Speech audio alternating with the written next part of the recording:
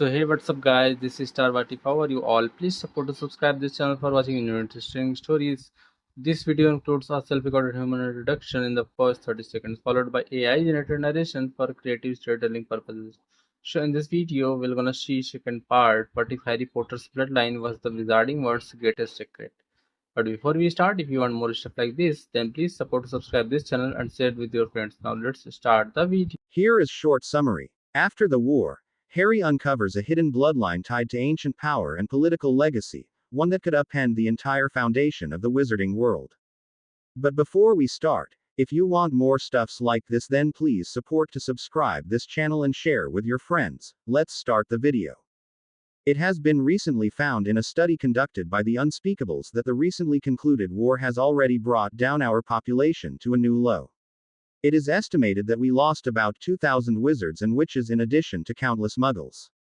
It is a commonly known factor that our population has been staggering for a long time now when compared to our magical neighbors who have made efforts to include muggleborns in their populations and as a whole are progressing. It is also noteworthy to mention that the said report also gave concluding evidence about muggle-born witches and wizards descending from old families, though many of them are so many times removed from the families they descended from that they can't claim that family as their own. With there being so many places vacant on the Wizengamot, it should be made our priority to conduct inheritance tests for those who are of muggle-born descent to find if we can restart some of the lost families. It has also come to the knowledge of this reporter that the minister has been intimated regarding the situation and he has assured us of taking concrete action in this regard. Let's hope Kingsley Shacklebolt does not go the Cornelius Fudge way and is actually useful than being a hindrance. Or floor. You all have been improving, but I am not satisfied, growled Proudfoot. You all still have no situational awareness. The recruits who were being grilled by him stifled a yawn as they were still not in the habit of getting up before dawn broke and listened to the tongue lashing that they were getting. This was becoming a common occurrence, and if someday Proudfoot did not lash out at them, he considered it a day wasted. Proudfoot, are you done tearing this hides? Barked Robards as he came down to the practice area. Potter, Longbottom, Weasley, Macmillan, come with me. They followed him to a conference room where he started speaking without any preamble. One of the Death Eaters, Jugson, an Azkaban escapee who has been evading arrest, has been spotted in Canterbury with 5 others. This is your job to bring him in. If he resists arrest, you are free to use lethal force against him. Capturing a Death Eater. The portkey brought them to a deserted road in Canterbury. They could see a building a space from where they had arrived. What do you reckon we are to do? Ron asked. I'd say we should check that house out, said Ernie. All right, let's do it. First, let me find if there are some people in the general vicinity of the area. Robards in his free time had taught him some curses and hexes and detection spells which were exclusive to the Aurors, and Harry liberally employed those. About 5 minutes later, he turned to the others. There are about 5 persons in that house. I'd guess that is our target. We can't go rushing in because we don't know what is waiting for us inside that house. Let's draw them out. How? Asked Neville. There must be wards around that place, right? So let's trip those wards. We don't need to go in at once, but we can create commotion that would force them to come out. Since we can't apparate in that house, it is clear that there are apparition wards around that place. They will have to come out. Keep taking them out as they do. Got it. With a nod, they all dispersed to find covers and then started firing random curses and spells at the house. About 10 minutes later, one of them came and Ron was about to take him down when Harry shook his head and stopped him. As Harry had thought, a second wizard followed the first closely as Harry passed some signals to his friends and they started spreading in circles so the Death Eaters would be caught in the middle. The third came soon, and it was some worst sort of luck that Ernie Macmillan's leg caught on a twig at that exact moment, which sounded like an explosion in the otherwise tranquil environment. One of the Death Eaters turned in the connection of the sound when Harry sent a silent stunner and nailed the Death Eater with a perfect shot. Before the other Death Eaters could be aware of the fact, the 4th and 5th Death Eater were out too. Harry nailed one in the back with a perfectly placed stunner and Ron nailed his with a stunner as his target almost ran into him. Neville had tripped his opponent who fell face first, and then Neville bound him in ropes before stunning him. Ernie had wasted no time in hitting his opponent with a bludgeoning hex and then flipping him. However, his opponent got clever at that moment and avoided the next spell which went past him. He banished Ernie into a tree trunk where the wind was knocked out of his lungs, and before Ernie could gather his wits, the Death Eater was over him, ready to cast the killing curse. Harry had watched his friend's progress until his eyes fell on Ernie and saw his friend being knocked off his feet, and he knew what was coming before the Death Eater could think to cast it himself. Harry raised his wand and shouted, "Fractura," and a bright yellow curse left his wand and shot towards the Death Eater, who was mid-incantation. The bone breaker hit the Death Eater in the middle of his neck and he fell forwards with a surprised look on his face.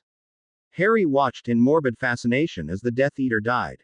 Harry was in shock and did not reply when Ron called him twice, so Ron took command. "Ernie, call for a cleanup crew from the ministry. Neville, secure the prisoners and I will take care of the evidence present here and send for more oars to seize the house where they were staying."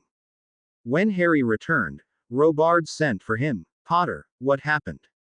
"I killed a man," Harry croaked. "Why do you think that, Potter?" Robards asked. "I could have used any other spell or curse. I could have aimed lower. I could have moved Ernie out of way," Harry said, "but I don't know what happened. I saw Ernie in danger and I acted on impulse." "Potter, let me tell you one thing," Robards said, his jaws clenched. "This was not anyway your fault. You are an Auror now. For all intents and purpose, you are one of us. Being an Auror means that you have to kill someone at some point of time. You can't always bring someone alive. Hell, even Mad Eye could not bring them alive at times. You should know how he paid the price when he went too soft on them. I don't want you to be reduced to that.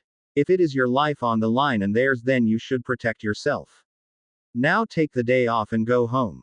You need some rest. We will talk again tomorrow." Harry stood up in daze and flowed out to the black townhouse where Daphne was already present. She perked up when she saw him. "Harry, there you are. You didn't tell me that you have shifted to Potter Manor." Harry didn't answer her but walked to one of his old bedroom where Sirius used to sleep before. "What has he got into him?" Andromeda said. "Daphne, will you look after Teddy? I am going to talk to him." "No, Andy. Let me talk to him. I think I can get through to him," she said and walked upwards without waiting for an answer. Daphne walked up to the room and found Harry was sprawled on the bed. "Harry," she called softly and he seemed not to hear her. "Harry," she said loudly and patted his shoulder, and it was as if he were jolted awake. "Daphne, what are you doing here?"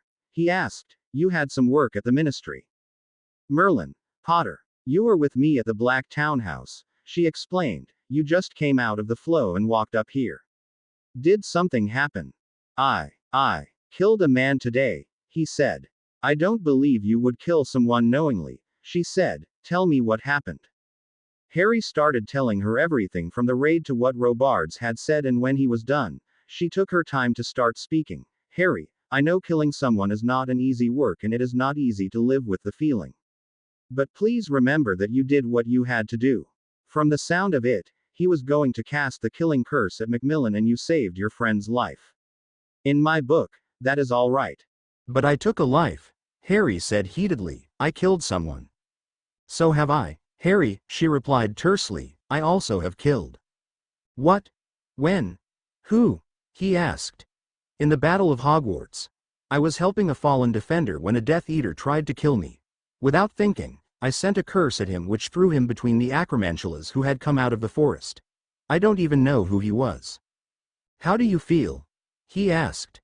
"I feel nothing about it," she said coolly. "It was important for me to act at that time, so I did. Don't think too much about it." "I can't get over it," Harry said. "I feel tainted." She hugged him suddenly. "Now listen to me well, Harry Potter. You have done nothing wrong and you should not feel like it in." Suddenly she stiffened as she realized that Harry had hugged her back. It was the first time that there was any sort of contact between the two of them. Daphne was trying to think what would it mean for their friendship when an owl hooted and the moment ended. "I am sorry, Harry," Daphne said. "I should not have hugged you." Before Harry could say anything or stop her, she walked out of the room and down the stairs to the flow. Harry turned his attention to the minuscule owl which was zooming around in delight. "Come here, pig." The little flew to his outstretched hand and Harry untied the letter. It was written in the neat writing of one Hermione Granger. Harry, I returned to England yesterday. I have been reading about your life and the changes that are happening to you. I am worried and I am thrilled. Worried because I am not there with you and thrilled because I am not there with you. I know it does not make sense what I am saying.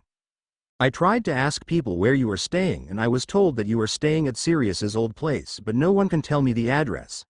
I hope you will reply to this letter. Love, Hermione. Smiling to himself, Harry got up from the seat and walked to the ground floor where Andromeda was sitting at the table. Harry, what happened? Why did Daphne run like that? It came to his mind suddenly that Daphne had left the townhouse in tears. Something happened and she got upset. Harry, what happened? She asked. Can I tell you later? Harry asked her. I need to go to the Weasleys for now.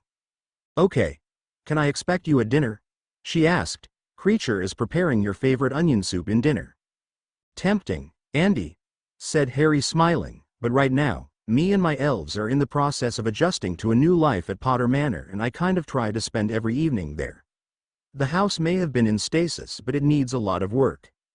I am sure you have got it covered, she said smiling. I hope I will see you tomorrow then. The burro Harry Potter had just stepped out of the fireplace when he was tackled by a bushy auburn-haired missile. Oh Harry, I missed you so much on this trip. I have learnt that you have done a lot here in my absence. I wish I was here. Harry chuckled, breathed Hermione. I have been enjoying this new life and the sense of freedom that it brings, and I enjoy that so far no one is trying to kill me. The Wizengamot is full of politicians, but they at least don't try to curse you. And how are you feeling? She asked. I mean, Ron told me that you had to kill a Death Eater today. I was shocked, to be honest. I mean, during the battle we did fire lethal spells in the battle, but we didn't know if our spells actually killed anyone. Today, I actually saw him dying with my Bonebreaker. Oh Harry, she sighed, do you want to talk about it? I talked to Robards about it. He said that I should not carry any regret with me because it was either the Death Eater's life or Ernie's. Later, Daphne said the same thing. Daphne? You mean Daphne Greengrass? She asked in surprise. You know her? Yes, she is in the Wizengamot with us. Her family has held a seat on the body for ages, he said. But wasn't her family dark? She asked. I have heard that it is an old pureblood family steeped in their traditions and that every member of that family has been in Slytherin. Wrong, Hermione. The House of Greengrass is an old pureblood house, one of the major families of the Sacred 28, but they have always sat in the neutral faction of the Wizengamot. Lord Greengrass was never accused of being a Death Eater either during the First War or the Last War, said Neville Longbottom, who had just entered the burrow.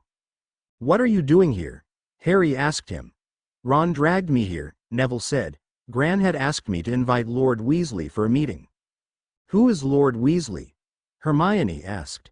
When the Wizengamot was reconvening, debates were held on to who shall hold seats on the body, and by majority vote it was agreed that House Weasley should be restored to its position on the body.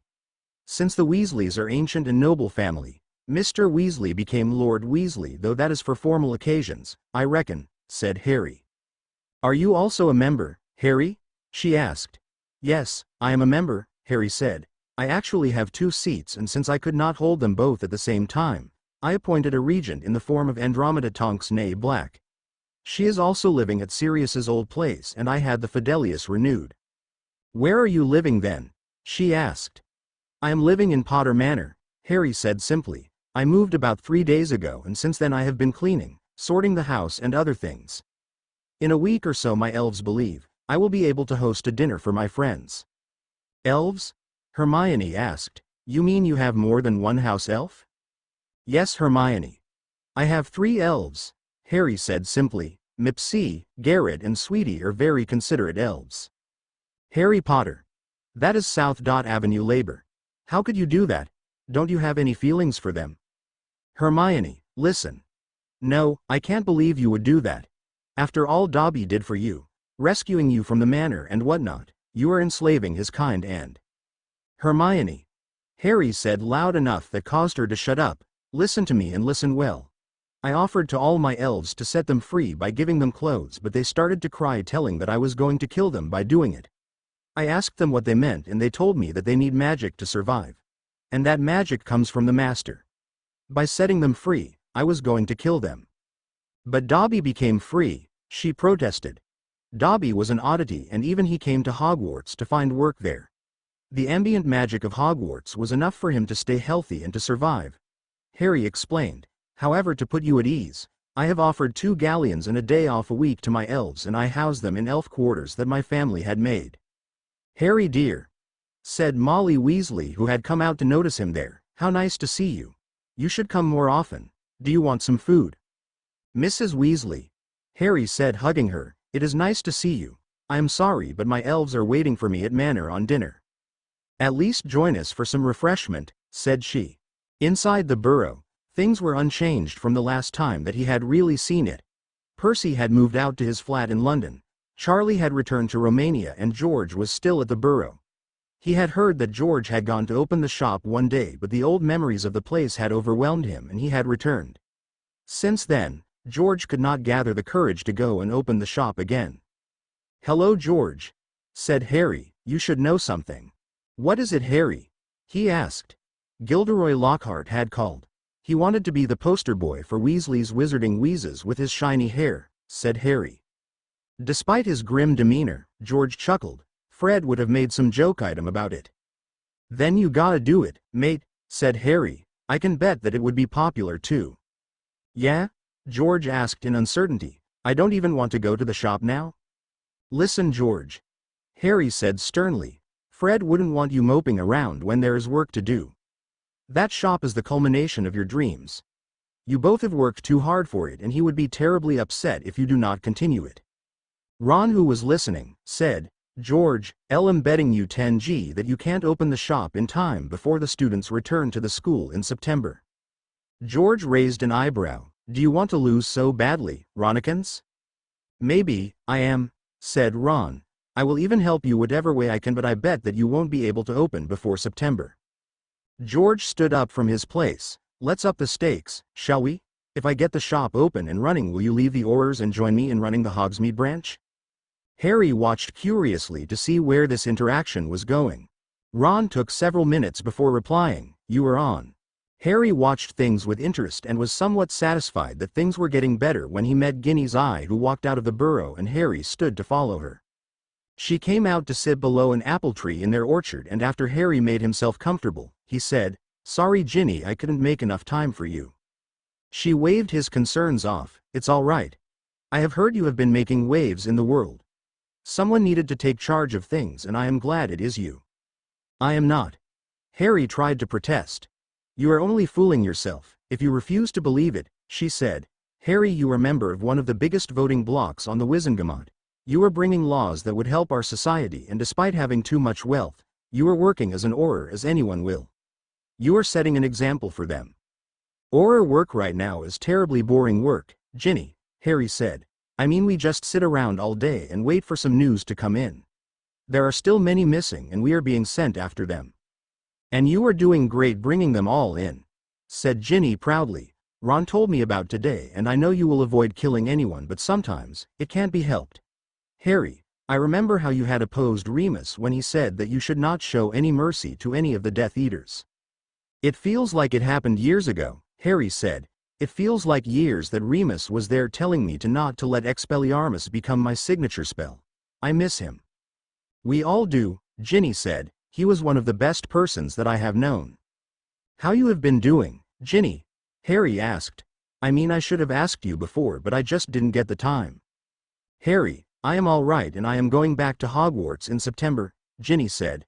Hermione is coming back too and she was excited with the prospect of a normal year without you and Ron there to spice things up. Harry laughed. Well, I am sure she will have little time on her hands with her being head girl and all. McGonagall had visited the other day and she told me that she wanted me to be the head girl if you lot had graduated last year but I told her that I won't have it any other way. Besides I am the Quidditch captain this year and that is a task in itself.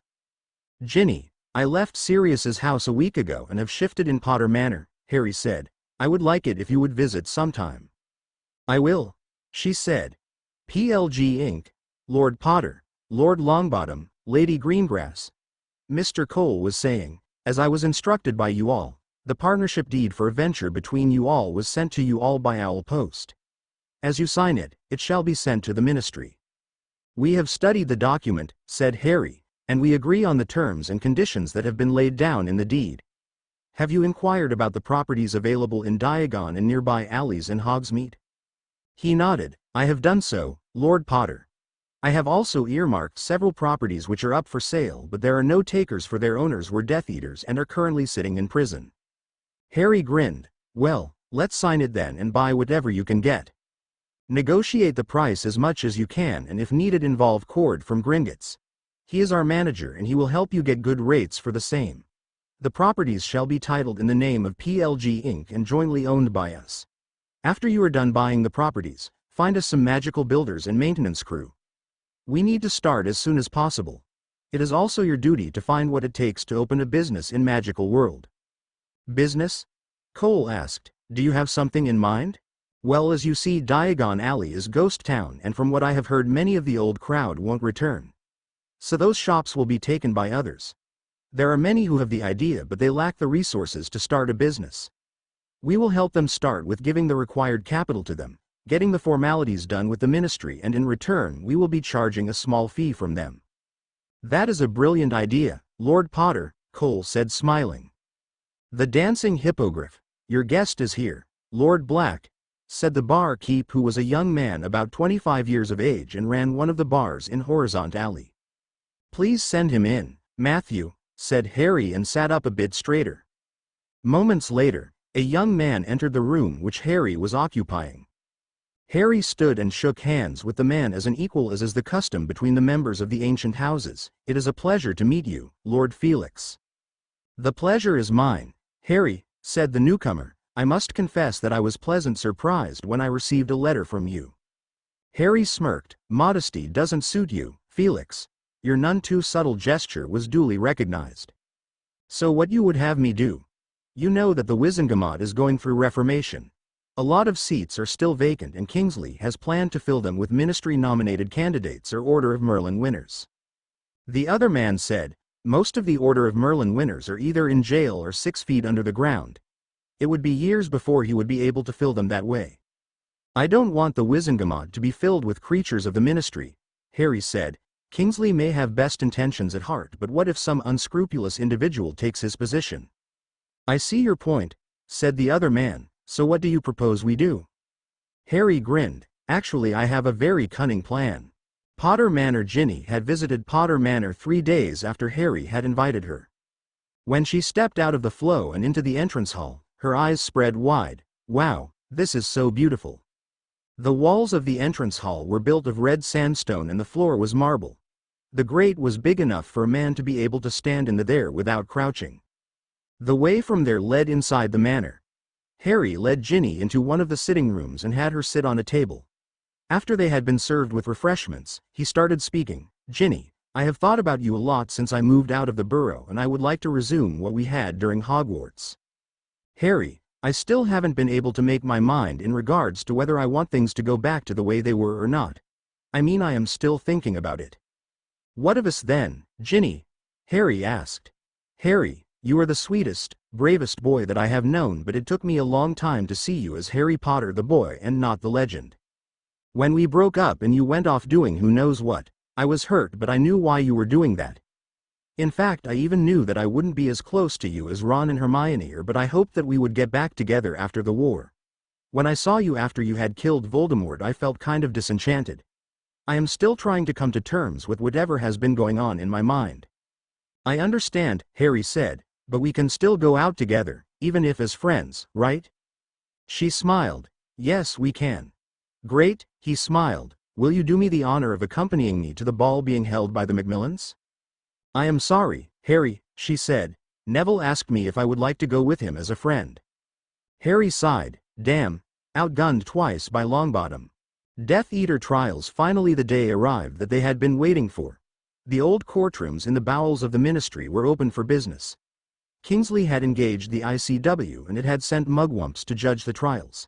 The benefit of having the mugwumps presiding over the trials was that none of them could be bought or influenced. Okay everyone. Remember your duties today. Savage, You are to stay inside the courtroom and ensure that no one brings their wand in, at least those who are not supposed to have them. You will also oversee Susan and Ernie in the chamber along with an unspeakable being present to identify the people to ensure that no one is under a disguise. Longbottom and Weasley will bring the criminals to the chair where they will be tied to and face the justice for their crimes. Dean and Seamus will assist Longbottom and Weasley. What about me? Asked an old Auror. You will be on this floor, looking after it. In absence of Robards and Proudfoot, you are in charge here. Now I am going to the chamber where the first trial is about to start. Close the doors, boomed one of the judges. We are here to decide the fate of wizards and witches who were accused of being Death Eaters and helping the wizard known as Voldemort in spreading terror through the entirety of Wizarding Britain and killing countless muggles and wizards. The second said, we will start with the first case on the docket, which is titled, Wizengamot vs. Lucius Malfoy and A.N.R. Prosecutor Gawain Robards assisted by Arnold Proudfoot. Counsel for Defense Dmitry Vladinov. Aurors, bring the accused in. The gates opened and Ron and Neville hauled in the three Malfoys who were unceremoniously deposited in the accused chairs where the chains immediately snapped up and tugged at them. Mr. Robards, please proceed. The three accused are members of the infamous Malfoy family who were the most ardent supporters of the Dark Wizard who called himself as Lord Voldemort. The investigations that we have conducted in their dealings with the Voldemort and during his reign of terror, there has been nothing that can be attributed to Narcissa Druella Malfoy. So, we are not going to press any charges on her and would request that she be discharged from this trial. The mugwumps conferred among themselves before one banged his gavel. So done, she is discharged. As Narcissa was let go to sit in stands, Robards continued, while the elder Malfoy is a sinister man and has a score of crimes to his credit, yet it is the younger Malfoy whose crimes are so heinous that his father's crimes pale in comparison. Draco Malfoy hatched a plan which almost resulted in killing of a Hogwarts student in his 6th year of education at Hogwarts. Later he also let in Death Eaters in Hogwarts, which resulted in killing of Albus Dumbledore, and he also partook in torture of wizards considered to be enemies of Voldemort. The mugwump turned to the defense. Mr. Valadinov? Harry stood from his place. I wish to speak in defense of Draco Malfoy. There was murmuring in the crowd when he stood. People were openly talking that he was an idiot if he were to save Draco Malfoy. Some even thought that he was under Imperious Curse or confounded, or it was someone else under the Polyjuice potion. What do you wish to speak, Mr. Potter? Asked the first judge. Humble judges, Harry said, walking downwards where the accused sat trapped in their chairs. I studied with the accused Draco Lucius Malfoy for 6 years at Hogwarts, and we have had a sort of rivalry between us which was further fueled by the fact that we belong to houses which have been at each other's throats since years. Draco Malfoy is a pompous, idiotic man who has redeemable virtues except that he loves his family. In 1996, his father was arrested in the Department of Mysteries and sent to Azkaban, during which a plan of Voldemort was foiled by 6 teenagers. To punish Lucius for failing in his mission, Voldemort threatened Draco Malfoy with killing his entire family if he failed to assassinate Albus Percival Wulfric Brian Dumbledore. The odds of that happening were laughable, but Draco Malfoy kept trying to do it because the consequences otherwise were unthinkable. His only redeeming quality is that he loves his family, and it was that love which made him try to assassinate Dumbledore. After trying and failing for months, he was finally able to smuggle Death Eaters in the school and lured the headmaster to the tower. I was with Dumbledore on the tower that day when Dumbledore petrified me and hid me from others. I watched how Draco Malfoy failed to kill Albus Dumbledore. He did not have had it in him to kill the old headmaster. He was guilty of bringing the Death Eaters in school, but he failed to hurt anyone. However, this year when I was captured briefly and taken to Malfoy Manor, he refused to recognize me.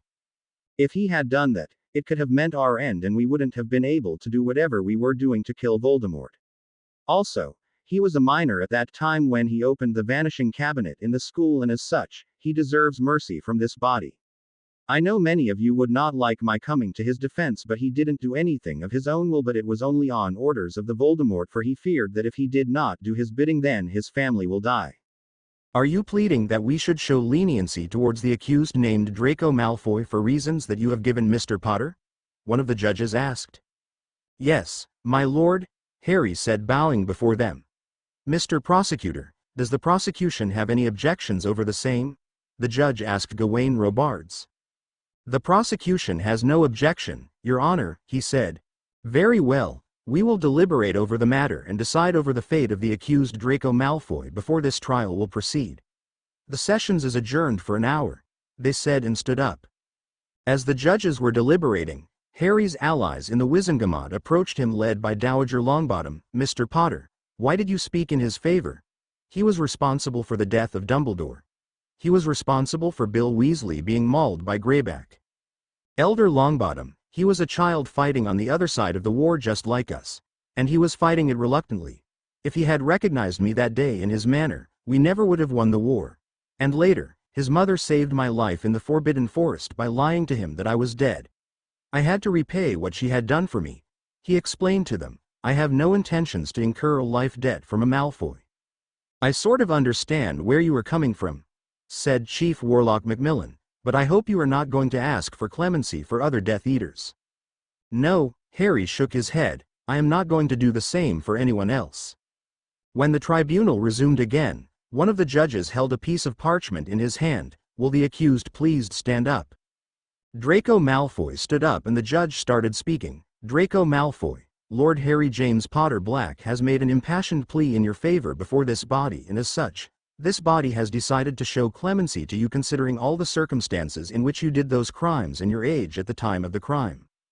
You are hereby sentenced to 6 months house arrest where you will not be able to leave the confines of the house known as Malfoy Manor, and you will have to wear a magic restraining shackle for the duration. You are also forbidden to carry a wand for the next 1 year and won't be allowed to do magic for the said duration. To ensure compliance, you will have to wear a magic restraining shackle for the duration, and any attempts to remove the shackle will result in your magic being bound for a period of 5 years.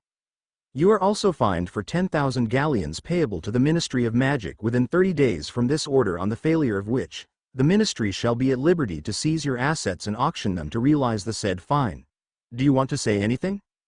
Draco stood up, bowed to the panel. I wish to thank you for the mercy that has been shown upon me. I certainly have done nothing to deserve it considering the many crimes that I committed. However, I solemnly swear that I will not splurge this second chance and use it to become a good wizard. I am also thankful to Lord Potter Black, who found it in his heart to be able to forgive 6 years of insults towards him and his friends. I am ashamed of the man that I was, and I will try to become better.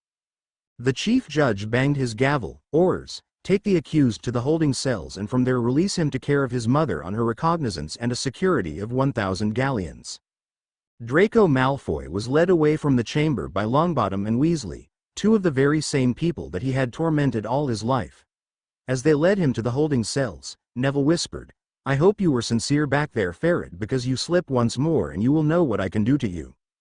In the chamber, Robards was addressing the chamber. My lords, the accused Lucius Abraxas Malfoy used to be an influential man in the wizarding world, and he was once very close to the then Minister Cornelius Fudge and even influenced many of the policies of the ministry during that time. He had the image of a philanthropist, but in reality he is a ruthless dark wizard who had no qualms about disposing off his enemies. During the First Wizarding War, he was the right-hand man of the wizard known as Voldemort and his financial backer. He was also his henchman and performed such heinous acts that are crime in the name of humanity. I request this body to grant me permission to interrogate the accused under Veritaserum. I object, said the defense lawyer. My client has some rights which cannot be denied to him. According to the ancient laws, he is protected from it. Lucius Malfoy is not a member of an ancient and noble house, said Robards. He never had a hereditary seat on the Wizengamot either. He sat in this body on a seat on which he was nominated by the former Minister of Magic. Your objection is overruled, said the judges. Orders administer Veritaserum to the accused. What are the charges against the accused? Asked one of the judges. My lord, said Ministry Prosecutor Robards, there are a multitude of charges against the accused which we will seek to prove through the use of Veritaserum or documents that my investigators have collected, and I also have a list of witnesses who would testify against the accused. Proceed, said the chief judge. The first charge against the accused is of being a Death Eater and having the dark mark which every follower of the wizard known as Lord Voldemort had to bear. It was not just a mark but a brand through which his followers identified each other and through he could summon them, or they could call him. Without fail, The mark has been found on the right hand of every person who chose to bear the mark. We have already placed a number of photos on the record before this body to show that every follower of the wizard otherwise known as Voldemort had the mark. In other words, having the dark mark is the prerequisite of being a Death Eater. Can we agree that having the mark is a prerequisite of being an active Death Eater so we won't be faced with the same question every time? Asked the chief judge of his companions on the bench, and they agreed. Every wizard who is brought before this body during this trial on the allegation of being a Death Eater and bears the dark mark will be presumed a Death Eater, and the ministry prosecutor will not need to prove it in every case. However, if there are any exceptions, they should be brought to our notice immediately. Is that understood? Robards bowed. Yes, my lords. We also seek to prove that the accused is a habitual offender who is a dark wizard and has always sought to work actively for propagation of the objectives of the blood purists. We seek to administer veritaserum to the accused at this stage. Proceed. After Robards had poured veritaserum down the accused's throat, Robards began his questioning. What is your name? Lucius Abraxas Malfoy. Tell us about your crimes as a Death Eater and as a dark wizard, ordered Robards. Lucius spoke monotonously and without a trace of emotion in his words. His words were hollow, and he showed no remorse to them. It was like listening to a record. I cast my first unforgivable when I was 15 at a Muggle. I tortured the man with the Cruciatus curse to my heart's content, and he kept begging for mercy until he bit his own tongue and choked on his own blood. Shortly thereafter, I met the Dark Lord who wanted to return the glory days of wizard kind. He was already a force to reckon with, and he had his way with words. I was swayed with his persona and became his enforcer. What crimes did you do as his enforcer? We usually raided the Muggles, killed them, BP'd their women, and killed their children. It was during those raids that I acquired the taste of Muggle baiting. They would cry and beg for us to show mercy, but we were powerful and unstoppable. I partook in those revelries with glee, and I BP'd countless women during those raids, but I was always careful to kill the women. The Dark Lord was incredibly pleased with me for showing so much zeal in serving him. Later, he made me his right-hand man and I financed his war. When the Order of Phoenix started resisting us, he expected us to kill them. How many wizards did you kill in his service? I killed many in his service. I assisted him when he went to kill the McKinnons. I was there the day he torched a village full of Muggles. I was there when he butchered the Aurors in the raid in Diagon Alley. We were planning to lead a raid on France when he fell in 1981. What more did you do in his service when he returned in 1995? I was to mislead the ministry as to his return. I kept bribing Cornelius Fudge and suggested to him that there was no way that Albus Dumbledore and Harry Potter were telling the truth. I was also aware of Dolores Umbridge's plot to discredit and harm Harry Potter and helped her when she needed it. I also led a team of Death Eaters in the Department of Mysteries where Dumbledore caught us. I was sent to Azkaban until I was broken out of prison, then I was confined in Malfoy Manor till the end of the war. Were you imperious during the First War as you had claimed in your defense during the trial?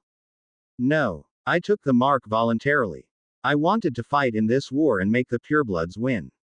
I wanted to realize the dream that the Dark Lord had seen for us. Name all the Death Eaters that you know. Severus Snape, Dolohov, Augustus Rookwood, Theo Knott Sr., Genevieve Parkinson, Thorfinn Roll, Albert Gibbons, Greg Jugson, Marcus Selwyn, Jacob Everard, Caractacus Burke, Peter Pettigrew, Bellatrix Lestrange, Rodolphus Lestrange, Rabaston Lestrange, Thomas Avery, Vincent Crabbe Sr., John Goyle, Malcolm Bulstrode, Corbin Yaxley, Fenrir Greyback were some of the few that I knew. No further questions, Your Honor, said Robards. The prosecution has also submitted a trail of money leaving Malfoy vaults and going into vaults of a number of the Death Eaters named by him. He was funding their war and helped them through many difficulties, namely bribing the Minister of Magic and hampering war efforts. The prosecution rests its case. Mr. Vladinov, the defense would like to call the Minister of Magic as its first witness, he announced loudly, and whispers started in the chamber. After Kingsley Shacklebolt was sworn in, the defense attorney started his questioning. Mr. Kingsley, as we know that you were an Auror before being made the minister. In your career as an Auror, how many times did you have to investigate Mr. Malfoy? I became an Auror during the First War, but it ended shortly after I graduated from the Auror Academy. From the period that the First War ended up to when Voldemort returned to a body, I never heard about Mr. Malfoy being involved in any crimes. There were always rumors that he was involved in the criminal underworld and traded in things classified as dark or banned by the Ministry, but there was no clear proof to it. And did you find any proof to the rumors even when the Second War started? He was already a Death Eater suspect and we knew that he was supporting. That was not my question, Mr. Shacklebolt, the defense attorney shouted. Answer the question. No. We could not substantiate the rumors. So, is it possible that Mr. Malfoy was living his life as a respectable citizen, being the highest taxpayer, and was coerced back into service of Voldemort at the cost of threat to the safety of his family? Harry immediately saw where this was going and jumped to his feet and immediately descended to the assistant prosecutor Proudfoot and started whispering things in his ear. On the witness stand, Vladinov was trying to corner Kingsley Shacklebolt. Mr. Shacklebolt, as we know, everyone was being subdued throughout the last year, hiding in fear of the Death Eaters and fearing for their lives. Is it not entirely possible that Mr. Malfoy was also trying to save his family by doing whatever was wished of him by Voldemort? No, Kingsley said clearly. From what we have established, Mr. Malfoy was harboring Voldemort and his Death Eaters in his manor throughout the duration of the Second War. From what I have known, Voldemort came to live in Malfoy Manor after the raid on the Department of Mysteries failed. The dreaded witch Bellatrix was living in his house ever since she escaped Azkaban in 1996. In the next 1 year, he and his family had plenty of opportunity to let the Ministry know that the Death Eaters were living in their home. The Minister of Magic at that time, Rufus Scrimgeour, was an Auror before becoming the Minister, and together with Albus Dumbledore, he could have formulated a plan that would have saved a lot of lives that were lost in the war. So, it is your opinion that Mr. Malfoy willingly served the Death Eaters despite the fact that Narcissa Malfoy saved Harry Potter's life in the forest during the Battle of Hogwarts? Yes, Kingsley said. Mr. Shacklebolt, will you tell us how many times Mr. Malfoy was seen at any place of crime during the Second War? None except the Battle of Department of Mysteries. So, it can mean that he was not a participant in other crimes, doesn't it? Kingsley shook his head. No, I won't make that assumption. No other questions, Your Honor, said Vladinov. Do you wish to call another witness? The judges asked. I'd like to call Harry Potter as a witness, my lord, said Vladinov, maliciously smirking at Harry. Harry took the stands and he asked, Mr. Potter, please tell the court about your experience at Malfoy Manor when you were taken there after you were caught. Harry recounted every bit of experience that he had at Malfoy Manor. The entire courtroom had fallen silent and was intently listening to him. When he finished, it became clear to them how much the Golden Trio had gone through to get to the end. Mr. Potter, he said, please tell the court if Mr. Malfoy harmed you in any way or any of your friends. No, but did he torture you in any way? No, but it looked like Vladinov was not going to listen to him. Did he call Voldemort to the manor instantly? Didn't his son refuse to recognize you? Mr. Vladinov, you won't get an answer if you won't listen to me, Harry said. On that day when I arrived at the manor, Hermione Granger had hit me with a hex which had changed my face and made me unrecognizable. When the Death Eaters brought me there, he desperately wanted his son to identify me so that he could summon Voldemort instantly and hand me over. It was his son who refused to identify me. Lucius Malfoy would have handed me over if it seemed to him that he could get in Voldemort's good graces by handing me over to him. Vladinov knew there was no use arguing with Harry Potter more than that. He turned to the judges. No further questions, Your Honor. Mr. Robards. The prosecution has some questions for Mr. Potter, he said, but before we proceed, I seek permission of this court to dose him with Veritaserum so that there would be no suspicions about his answers. After being permitted, Robards started. About 5 years ago, the Chamber of Secrets at Hogwarts was reopened.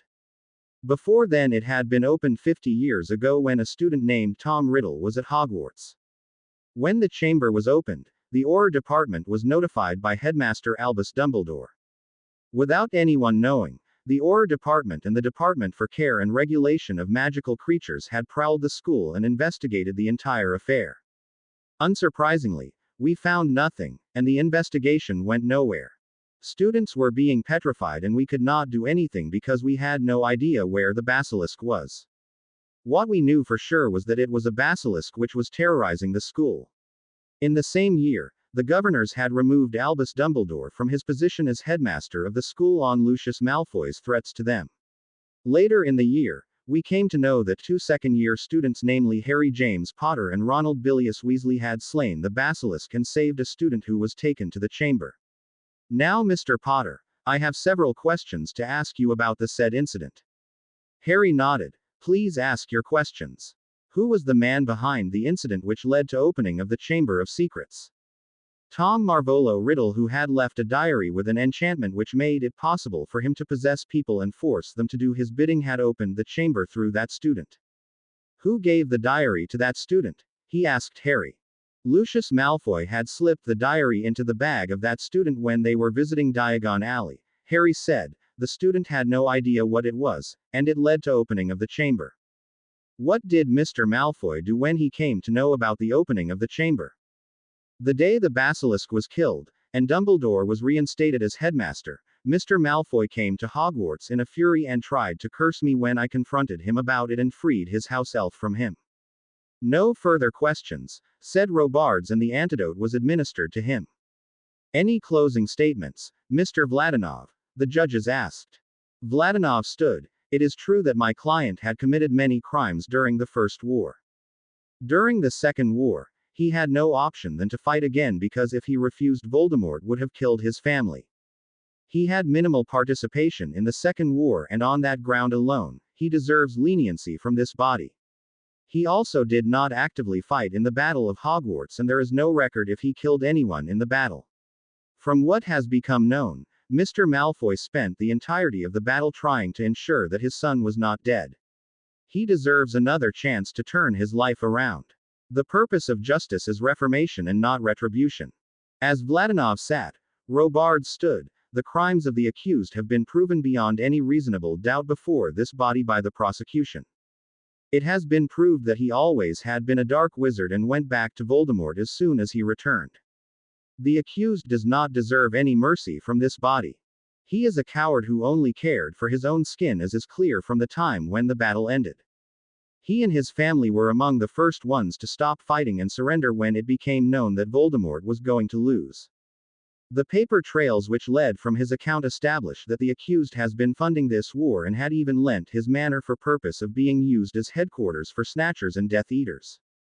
If the accused was so innocent or wanted to turn a new page, why he didn't approach the minister and tell him the truth about Harry Potter's claims about Voldemort returning from the dead? Why did he mislead the ministry and waste a year of vital preparations? It was because the accused believed in the skewed dreams of Voldemort and the principles of blood supremacy. The objective of a system is not just reformation of a criminal, because criminals like the accused can't be reformed. When Robards sat, the chief judge rapped his gavel. The court is adjourned for an hour to discuss on the punishment of the accused. An hour later, they all were back in the courtroom. This court finds the accused guilty on all counts.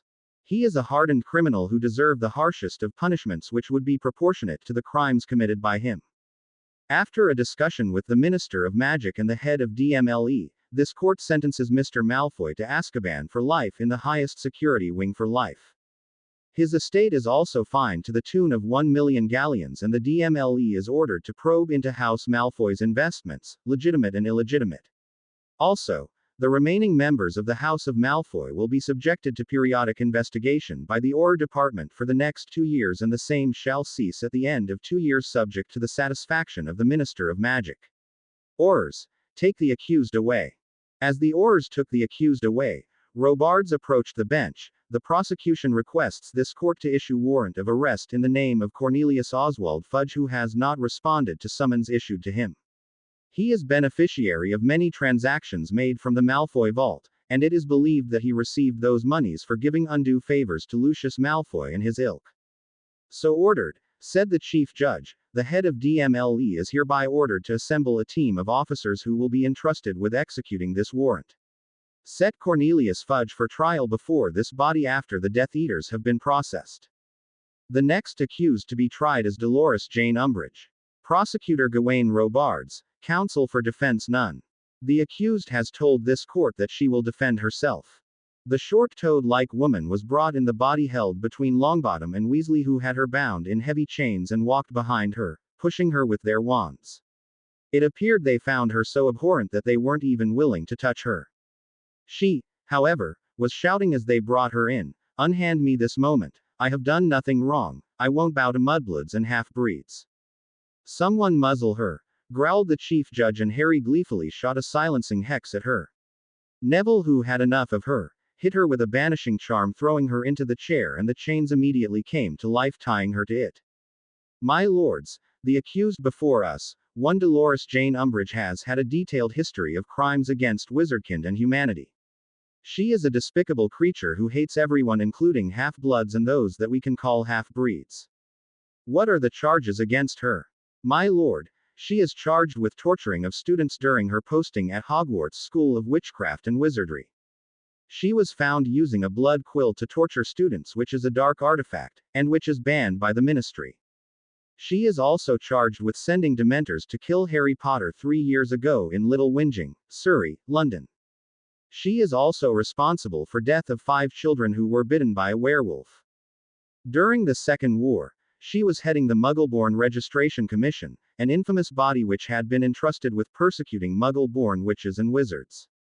It is believed that she sent over 1,000 witches and wizards to Azkaban, of whom 500 perished to the horrors of the prison. The prosecution will seek to prove the charges against the accused by presenting witnesses and subjecting the accused to veritaserum. "Call your first witness, Mr. Prosecutor," said the judges. "My first witness is Harry James Potter," said Robards. After Harry was sworn in, Robards started, "Mr. Potter, please tell the court about your detentions with the accused during her tenure at Hogwarts School of Witchcraft and Wizardry." Dolores Umbridge was sent to Hogwarts to teach defense against the dark arts due to some obscure decree passed by the Wizengamot under Fudge's prompting. Her real motive was to quell any talks about Voldemort returning from dead and to silence me and Dumbledore. She used to give detention to me for the smallest of things, and in those detentions, she would make me write lines with a quill which used my blood to write. Here Robards paused Harry and picked up a packet which was marked as X-1 and showed to the Wizengamot. The Aurors conducted a thorough search of her home and office after she was arrested after the war and found 3 such quills in her possession. The Unspeakables have assessed the blood on the tip of these quills and have identified at least 10 students on whom these were used. There was an uproar in the Wizengamot over this, and the chief judge loudly banged his gavel. "Order in the courtroom. Please proceed, Mr. Robards." "Mr. Potter, how long these detentions generally were?" "Each detention lasted for more than 2 hours, and I was in detention with her for about 10 weeks during the year," Harry told the court, and it erupted again. After order was restored again, Robards turned to the judges. "To explain the working of this quill and the effect of prolonged exposure on a person, I have invited Croaker, the chief unspeakable of the Department of Mysteries." Croaker was a man about average height, his face was hidden behind a mask and his hair were white as snow. When he spoke slowly as if words were hard to form. "This quill is a dark artifact which was invented only for using in signing of official documents at Gringotts, to be used by the chief warlock and the Minister of Magic. Prolonged exposure of this quill can cause a person to develop irritation, sickness, and the wound caused due to its use is never cured. It can also affect a person's magic and adversely affect their personality." "Thank you, Mr. Croaker," said Robards, and turned to Harry again. "Mr. Potter, tell us about the study group that you had formed." "It was at the insistence of my friend Hermione Granger that we had formed a study group in my 5th year. Dolores Umbridge was not teaching us anything in defense, and it was general opinion that we would fail out owls without any real training. That and the fact that I knew Voldemort was back and would come for us when he decided to show himself, we formed a study group. We had named it Dumbledore's Army because it was what Cornelius Fudge feared.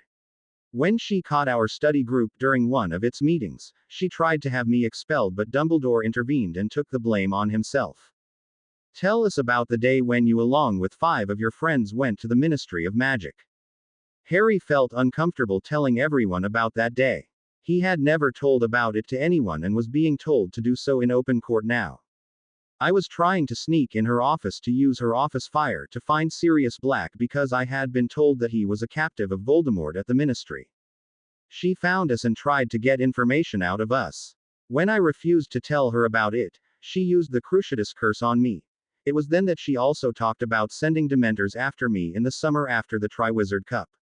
It was then that we tricked her into believing that Dumbledore had a weapon in the Forbidden Forest, and she followed us there where she ran afoul of the centaur herd and tried to kill them, and they carried her away. No further questions, said Robards. Any questions from the witness? The judge asked of Umbridge, and she shook her head. Call your next witness, said the judge. One after another, 7 witnesses were called forward who were students at the time when she taught defense at Hogwarts. Each student's testimony checked with what Harry had said, and with every testimony, the noose tightened around her. After the testimonies were over, the judges asked her, "Do you have anything to say in your defense?" "They all are lying," she shrieked. "All of them are filthy half-bloods and mudbloods who were rightfully persecuted by the commission." "Silence," the judge roared, "another demeaning word and I will order for you to be shipped to Azkaban and thrown in the Dementor's pit." She clammed up and the judge continued, "Mr. Robards, how are you going to prove the charges?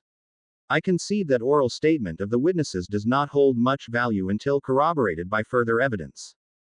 My lords, we have taken memories from all the witnesses and have them verified by the unspeakables that they are genuine. We are going to prove the charges by presenting these memories." "Proceed," said the judge, and a pensieve was brought in the courtroom. Memories were entered into the pensieve which had been collected earlier, and one by one they watched as Umbridge's ghastly acts became known. By the time the last memory was played, Umbridge was gaping in shock and the lords of the gathering were seething. It was a good thing that they had not been allowed their wands, or they would have pronounced judgment on her without delay. "Dolores Umbridge, do you have anything to say in your defense?" asked the judges, and she sputtered, "I was working under orders from the Minister of Magic, and he had promised me immunity from anything that I did to keep Potter and Dumbledore quit. Other brats tried to get nosy, and they had to be punished. I did what I was assigned to do." "Mr. Robards, please proceed," said the judge. "What is the next charge against her?" Robards picked up papers and submitted them to the bench. "My lords, about 15 years ago Dolores Umbridge was in the Care and Regulation of Magical Creatures Department, and she had been tasked with bringing in 5 young children who were turned by Fenrir Greyback. She was a lowly secretary in the department trying to rise through the ranks and offered to bring them in the custody of the ministry. She arrived at their homes and took them away, but they were never brought in. When investigation was made in the matter, she told the investigator that the children had been snatched by Fenrir Greyback and his fellow werewolves. Ironically, she had escaped without a scratch from the encounter. Since the war had just ended, no real attention was paid in the matter by the head of the DMLE, Barty Crouch Sr., who had been disgraced with his son turning out to be a Death Eater. Recently, when the Aurors were going through her things, we found conversations addressed to Dolores Jane Umbridge from Roldo Grimm, who is an assassin and works under a code name. The X1 are the forms which were signed by the families when Dolores Umbridge took the kids in. In his letter, which is marked EX2, he had told her that the 5 wolves had been disposed of properly and won't torment anyone anymore. The EX3 is a receipt of a transaction made from the account of Dolores Jane Umbridge to Roldo Grimm. We tried to track the account of Roldo Grimm, but he has closed his account and skipped the country. The goblins with great reluctance told us that there was nearly 2 million galleons in the account which had been cleared by him. Investigations are being made in apprehending him. The ministry is putting together a team of elite Aurors to go after him. The judges grimly pursued the papers and were abhorred at the despicableness of the creature before them. She looked like a pouchy toad, and for good reason. They wanted to pronounce judgment on her then and there, but it would have to wait. Dolores Umbridge, it is clear to us from the perusal of this letter that you have committed the ghastly act of removing the kids from their parents and having them killed. On this count, we are anxious to find you guilty. What do you have to say in your defense? I was doing my civic duty. Those brats would have grown up to become menace to our society and maybe turn so many witches and wizards. I prevented that from happening. I did my duty when I wrote laws that keep those filthy half-breeds out of jobs which rightfully belong to the respectful purebloods. I say that I got those little brats killed, and given the chance I'll do it again. I did it for Wizarding Britain. The judges were now so much harried by the loathsome woman that one of them silenced her with a silencing charm and turned to Robards. Mr. Robards, what is the last charge? The last charge is the gravest of all, Robards said grimly, and to unearth details, I seek permission to question her under influence of Veritaserum. Permission granted. Objection, Umbridge cried, I won't submit to Veritaserum. I am a pureblood, and it is violation of my rights. Robards smirked evilly, your blood status is irrelevant here, Umbridge. Besides, the Wizengamot has repealed the old law that granted Veritaserum immunity to purebloods during the First War. Mr. Robards, please proceed, said the judge. After Umbridge was under the influence, Robards asked the first question, what is your blood status? I am a half-blood. My father was a pureblood who married a Muggle woman. They had 2 children, me, and my brother. Only I was magical of the 2 and my father took me away cutting ties from her and my brother. I always pretended to be a pureblood for everyone so that I would not be abhorred or looked down, she finished. So, you are no way related to any pureblood families. It is known that you claimed to be related to the Selwyns when you were serving on the Nefarious Commission. No, she said, I did it only to make people think that I was related to pureblood families. I am not in any way immediately related to any of them. Tell us about the Muggleborn Registration Commission, he said. The idea was Pius Thicknesses. He wanted to purge our society of Muggle-born and half-bloods and to keep them in tow. They were the real resistance between the Dark Lord and his dream of ideal world. Pius knew that I would do the job superbly as opposed to anyone else. He knew about the termination of those half-breed brats and trusted me with the opportunity. I was only acting under the orders of the minister, and you can't punish me for merely following orders, she growled as her tirade ended. How many did you prosecute, Umbridge? And how did you determine that they deserved to be punished? He asked her, a subtle note of threat in his voice. At least 1,000 witches and wizards were caught and tried by the commission. All of them were sent to Azkaban from the ministry, she finished. Mr. Robards, how many of them were found? The chief judge asked. We found about 400 who were alive and sane. The rest were either dead or so gone beyond the edge that there was no hope for them, Robards finished grimly. Do you have documents regarding the hearing conducted by the commission? The judges asked. Robards nodded. We do, and the evidence is very bulky, and so a list has been prepared of all those who were tried by the commission and were sent to Azkaban. He produced a list which he handed to the judges. They perused it, and then the chief judge rapped his gavel. The accused has been found guilty on all counts against her, and her crimes are such that they defy humanity. She deserves the harshest punishment for her acts. We are going to retire to deliberate over what her punishment will be. The deliberations lasted too long, and Harry was beginning to lose hope that Dolores would be punished. Finally, the judges emerged and took their seats. Will the accused stand up? When she did, the chief judge started slowly. Dolores Jane Umbridge, you were an employee of the ministry, and as such, you were expected to behave accordingly and do justice to your posts and your duties. However, you abused your position for your gains. You got 5 children killed because they were unfortunately turned. You despised those with dual heritage, and in pursuance of your vendetta, you wrote laws that outed werewolves and others with dual heritage and stopped them from finding any purposeful job to make a living. You also used ministry-controlled dementors to try and silence Harry Potter, who knew how to defend himself. Then you tortured children with a dark artifact because they chose to speak the truth. In the name of doing your job and to execute the commissions handed to you by the ministry, you committed acts which would make anyone nauseous. You are also responsible for countless deaths and for extinction of many families due to your acts as the head of the Muggleborn Registration Commission. Shame on you, Dolores Umbridge. No punishment is enough for your crimes, but it has been decided that you will be handed a punishment which will deter others from following in your footsteps. As soon as Azkaban is fully operational again, you will be thrown into the Dementor's pit where you will lie forever. No, no, you can't do this, she started to shriek until Neville conjured a gag with which he shut her mouth and they led her away. The court is adjourned until tomorrow morning, said the chief judge, rapping his gavel, and dismissed the court for the day. They had been there for the entire day and had processed only 3 accused by that time.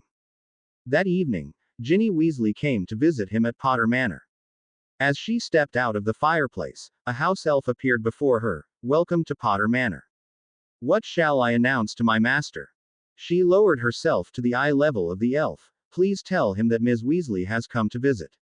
The elf disappeared to appear before Harry. Ms. Weasley here to see master. Please escort her to the parlor. Missy, Harry said. Tell her I will be along in 5 minutes. When Harry arrived in the parlor, Ginny was sitting in one of the armchairs and looking around in amazement at the sheer length of the house. Gin, what a surprise, he said, giving a hug to her.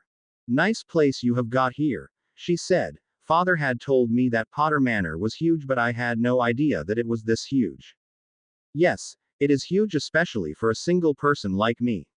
I mean, it feels like a haunted house at times because there is no one share in. I like the burrow better. This place suits your station, Harry, she said. The burrow is a humble house and people would have turned their noses at it. Potter Manor, on the other hand, is simply not something that you can shrug off. This place adds to your aura and makes you feel more intimidating. But it does not have the warmth that the burrow had, Harry said, and I kind of miss the place being chaotic. This place is too quiet. That is why most of the time, I prefer to stay at the townhouse where I still have Sirius's old bedroom. Are you going to give me a tour? She asked. Of course, he said. Let me show you around the place. As she stood up, Harry took her hand in his and the tour began. This place is the parlor where we treat our guests. Generally, this is the place that people are ever able to see. It is very tastefully decorated, Harry, she said. Your ancestors had some good taste and they loved extravagance. They sure did, Harry said. I have been studying my family tree and it amazed me to see that my parents were Gryffindor, but many of my ancestors married people from other houses. In fact, the brother of my grandfather Charles Potter had married Doria Black. I have heard about her, Ginny said. She was the sister of Cedrella Weasley née Black, my grandmother. Anyway, Harry said, still guiding her, the next room is the ballroom. The ballroom was massive. It was about the size of 2 stories, and could accommodate 300 people at once. The walls were richly decorated with tapestries, paintings as far as Ginny could see. Where the walls were visible, they were done in soft pink with creamy hue. There were massive windows in the ballroom with stained glasses. The Potter crest hung up on one of the walls. The crest was a griffin on a red background holding a sword in one hand and a wand in another. Rich velvet curtains hung in the room and were covering the windows. This was the last room that we cleaned. It is amazing how much dust can gather on a house left unattended for 10 years. If it were not for the elves, I would still be cleaning. It's a beautiful room, Harry, she said. My father once told me that the Potters used to hold some very lavish and extravagant balls in this hall. My great-grandfather, however, never went to any of such balls despite being invited. The next room is a broom closet, but more like a broom museum, Harry said. I have some brooms as old as from 1900s in this room. The charms on them are wonky, so I'd not try them. When she eagerly opened the room, her mouth opened in surprise. It's amazing, Harry. I'd never have imagined seeing such a room. Harry smiled and led her to an old model comet. This was used by my father at Hogwarts. How do you know? She asked him. He pulled her along. Come with me, I'll show you. Next to them was a long corridor which was brightly lit. Ginny could see that rows of portraits were lined up on the wall on both sides, however curtains were drawn on all of them. Why are curtains on all of these portraits? I have got around to uncover only a few of them yet, he told her. Every occupant of every portrait wants to talk to me when I uncover them. And then I have to tell each of them how I am related to them. You can imagine how well that goes. She grinned. At least we don't have the same problem. What is in the other wing? Guest rooms, he told her. 3 of those rooms were claimed in the past in the name of Padfoot, Moony and Wormtail. I had fun burning Wormtail's name sign. She snorted. Only you would think that. What is at the end of the hall? The closed doors. Come along, he said. I will show you. When he opened the door, she let out a loud gasp. Harry, this is. It is beautiful, isn't it? I never thought that I'd call a library a beautiful place, but this has astounded me. She confessed. It is truly beautiful. The library had 2 floors. On the ground floor, books were stacked in cabinets from floor to ceiling. The cabinets were made of polished woods and there were glass doors at the front. In the middle of the library, sofas and armchairs were strewn around a massive mahogany table for people to sit in and read. In the middle of the table was a massive inkwell and there was a quill holder which contained a lot of beautiful quills. A crystal chandelier hung in the middle of the room and looked quite beautiful in. Lights burning in its sconces cast different images on the walls like a unicorn, a hippogriff, etc. There was a circular stairwell which led to the second story. As Ginny started to ascend it, Harry caught her hand. "Ginny, the upstairs is restricted." "What do you mean?" she asked. "The upstairs is only for Potters," he said. "It is part of our family magic. I don't understand it fully yet, but Daphne told me that I should not show my family magic to someone who is not a Potter because it is blood-based." "Daphne? Daphne Greengrass," Harry told her. "You know how little I know about the wizarding world and its etiquettes. She offered me to teach these things. I asked Mr. Weasley too, but he told me that he could not teach it to me." "Are you seeing Daphne Greengrass?" she asked him. "No, Ginny. We are friends at best," he said. "You know I won't date anyone while I am waiting for you." "Are you happy with how the trials have been going so far?" she asked him. "Yes," he said, "I am happy with how Malfoy and Umbridge have got their just desserts finally." As they were talking, one of his elves popped in. "Master, the dinner being ready." "Ginny, please join me for dinner," Harry said. "Normally it is just me alone at the dinner table." "But Harry, Ginny, please accept," Harry said, giving her the adoring eyes. Finally she relented. "Fine. Everyone please rise for the court," said the herald as the judges entered the courtroom. "Today is the second day of the Death Eater trials," said the chief judge. "The next case is of Thorfinn Rowell. Mr. Prosecutor, please proceed." Today, Proudfoot was the prosecutor for the ministry in place of Robards. "My lord, the accused Thorfinn Rowell was a Death Eater and a trusted lieutenant of Voldemort. It has been told that he served in the inner circle of Voldemort and committed various atrocities. The major of his crimes is attacking the Hogwarts School of Witchcraft and Wizardry and helping in assassination of Albus Dumbledore. He was also present in the Battle of Hogwarts where he injured many and killed a few of the students." "Aurors, bring the accused in," the chief said. The Aurors brought him in shackled in chains. "Thorfinn Rowell, you are being charged with murder, loot, creating mass panic and of being a Death Eater. How do you plead?" "I am not ashamed of my servitude to the Dark Lord," Rowell snarled. "If given the chance I'd do it again." "Do you have anything to say in your defense?" the chief asked him. "I am not answerable to mudbloods and filthy half-bloods," he said. The chief's face turned puce red. "Since you are not going to answer the charges against you nor are you willing to defend yourself, therefore it is assumed that you accept them. You are hereby sentenced to be thrown into the Dementor's pit when it is functional again." The trial went that way for the rest of the day. Many Death Eaters were brought in and would be summarily tried because either they had nothing to say in their defense or they were spewing their ideology still. Some of them seemed to have slipped into insanity, but in the end it was inconsequential. Every one of them were sentenced to Azkaban. The day went this way until the last case for the day was announced. The next case is of Fenrir Greyback. "My lord, this accused has already been tried by this learned body in camera and has reached to a conclusion regarding his fate. It is therefore prayed that this learned court may pronounce its judgment." The chief announced, "The crimes of this accused are well known to us and it is beyond suspicion that he is responsible for all those wrongs, therefore, trial in his case is waived off. We have seen all the evidence and we are of the opinion that he is guilty.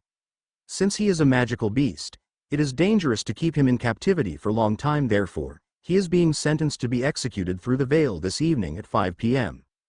After the trials were over for the day, Harry was called by Robards before he could leave. "Potter, my office in 10 minutes. 10 minutes later, Harry was in Robards' office, who started speaking without preamble. "Potter, I am pleased with your progress so far. You have been coordinating things so beautifully. How is the training with Proudfoot?" "He is a hard taskmaster," Harry said. "I mean, he calls us at 6 in the morning and then drills us for 2 hours. He wants us to practice lethal curses and likes to punish if we are using simple spells and hexes."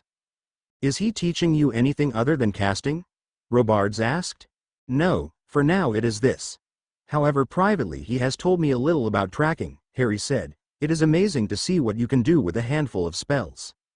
"Potter, I want you to learn occlumency, he said. Memories of occlumency sessions flashed in Harry's mind. That would be a bad idea, Gawain. Why? I have had bad experience with learning occlumency, as I have told you, Harry said. I couldn't get to clear my mind. Potter, the way that Severus was teaching you was not the proper way. It is effective, sure, but dangerous. I am going to take an easy way with you. How? Robards produced a book for him. This book contains some tricks to meditate and to clear your mind. Mind is always full of thoughts running around in your mind, and it is not very easy to clear it of thoughts. Severus Snape should have known this and planned accordingly. Take it easy for a few days, learn these exercises, and once you have succeeded, I will teach you further. I will? Harry said. Can I know why it is important for me to learn occlumency? It will help you learn wandless casting, said Robards. Now there is an assignment for you if you want it. What is the assignment? The minister gave orders this morning to assemble a team of Auror to go and apprehend Cornelius Fudge. The former Minister of Magic has a lot to answer for, and he will be tried by the full Wizengamot. Who is going to be on the team? Since it is supposed to be an easy job, I am planning to send most of the new Aurors. So far Susan Bones, Ernie Macmillan, Ronald Weasley, Neville Longbottom and Dean Thomas's names have been proposed to me. And you have made up your mind? Harry asked. Yes, I have. I am sending Auror Savage as the team captain, and you, Weasley, Bones and Thomas will be on the team. Apprehend Fudge and bring him back. He will finally answer for all his sins. Harry, are you going to the Macmillan ball? Hermione asked him. Hermione and Ron were visiting the Potter Manor after the events of the day. It was a long and tiring day indeed, but everyone was in high spirits at the end of the day because they had sent many more Death Eaters to their doom. There were still trials left to be completed, but as far as Harry was concerned, his involvement as a witness in the trials was at an end. There was no one else at whose trial he would be required to give a statement. As he was leaving, he had given the flow address to Ron and told him to come over with Hermione in the evening. Yes, I got an invite for the ball, he said. I don't like these social events much, but there is no harm in going. Are you going to the ball? She nodded, yes. I received an invite from Ernie Macmillan today. He told me that he has invited every one of those remaining from the DA. Are you taking Ginny with you? He sighed. It's the fourth year again, Hermione. I asked her this time to come with me to the Macmillan ball, but Neville Longbottom beat me to it. I guess I will get Luna to come with me again. And have you talked to Luna about it? She asked.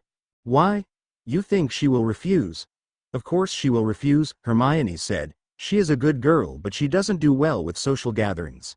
Anyhow, she is going to the ball with Justin Finch Fletchley. I have asked her. Hermione, why don't you come with me to the Macmillan ball? Ron, who had been content sipping butterbeer, sprang into action. Your hands off this one, Potter. She is already spoken for. I am joking, mate, said Harry.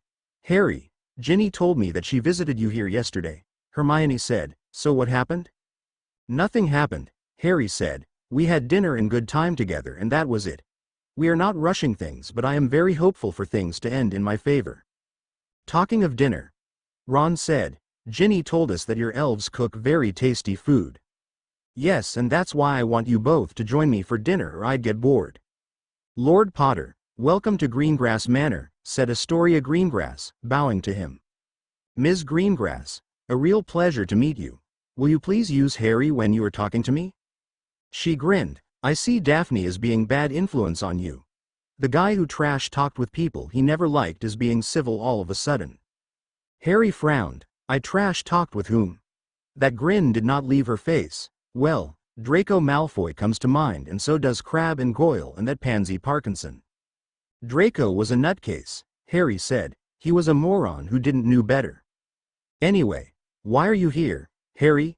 Daphne had sent an owl to me asking for a meeting, he replied. Astoria chuckled. How naive you are, Lord Potter. What do you mean? Harry asked suspiciously. Oh, nothing, she said airily. I won't put my foot in my mouth. Before Harry could say anything, Daphne came out, saw Harry and smiled brightly. Harry, great to see that you were on time. Astoria piped in. She froze a guy once who was 5 minutes late to a meeting. Daphne turned to her sister. If you are done sharing my exploits with Lord Potter, why don't you make yourself scarce? Astoria was still grinning. Why don't you ask him to take you out, Daff? Go out and enjoy the new swanky restaurant, the Horntail, in Horizont Alley? I hear that their treacle tart is heavily recommended. Daphne glared at her. Why don't you shut your mouth, Tori? Harry sensed the tensions rising. What is the Horntail? It is nice restaurant in Horizont Alley, one of those little alleys which branch off from Diagon Alley, Astoria explained. Rumor is that the owner is a fan and named the restaurant after the dragon you defeated. Is it any good? Harry asked her. It is supposed to be the newest favorite place, Astoria explained. Harry then turned to Daphne. What do you say about a dinner at the Horntail, and we can talk about work? Daphne raised an eyebrow. Do you understand the implications of such dinner, Lord Potter? What implications? Well, you are currently single as everyone knows, and if you are seen with a girl in the newest restaurant on a dinner, people would assume that you are courting that girl. Did I fail to explain that to you? I guess you haven't even talked about it yet, Harry said. Does this place offer a private booth or something, and do they ensure your privacy? Daphne nodded. The owners certainly know the value of silence, and he definitely wouldn't want to be on your bad side. But I am curious if you are asking me out on a date. I don't know. I mean, I never asked anyone on a date except Cho Chong, and that ended horribly. So, I have no idea. Daphne laughed. Relax, Harry. I am just yanking your wand. The Horntail was a new establishment, and that showed in its facade. The architecture of the place was fairly modern, mostly with concrete and glass. However, there was a hum in the air which could only be attributed to magic. Unlike the leaky cauldron, which looked like a tavern, it had the resembling of a modern restaurant. The doors of the restaurant were glass framed and the walls were wallpapered. Inside, as opposed to the usual dark interiors that he had come to expect with wizarding inns. There were private booths in the restaurant and an open sitting area for the patrons, and when they entered, it was almost empty of people. A man dressed in pristine robes, his hair cut to the shoulders, and a twirled mustache came rushing to them. Lord Potter, it's an honor to have you in this establishment. Welcome to the Horntail. Thank you, Mr. Harry stumbled because he didn't know his name. Oh, I am Joyce Cunningham, said the man. Welcome to the Horntail, and you too, Lady Greengrass. Would it be possible for us to get a private parlor, Mr. Cunningham? Daphne asked him. Yes, Lady Greengrass, he said, bowing, and please accept my condolences on your loss. After he left them in a parlor with a small mountain of appetizers while they decided what to eat, Harry asked her, what was that? She took her time to reply to his question. He was offering his condolences for my father, who was murdered by Death Eaters. Harry didn't know what to say. Daphne. I had no idea. When did this happen? Voldemort had been trying to recruit him since he was resurrected, but my father was nothing if not stubborn. He refused every such advancement from them and was successful at keeping them at bay till Dumbledore was alive. When Dumbledore died and it became certain that there will be open war, he sent all of us away to Greece, where my maternal grandparents live. I and Astoria had to return because attendance was made mandatory at Hogwarts, but he forbade my mother from returning. After Tracy was killed, he told me that they were pressurizing him to join, and the only way that he could refuse them was to go into hiding.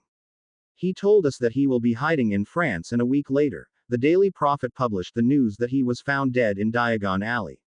I couldn't see him for the last time, but what others tell me, they tortured him before killing him.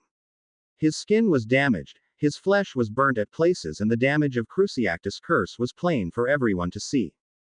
Daphne, I had no idea, and I rude talked to you that day. I am sorry. It's not your fault, Harry.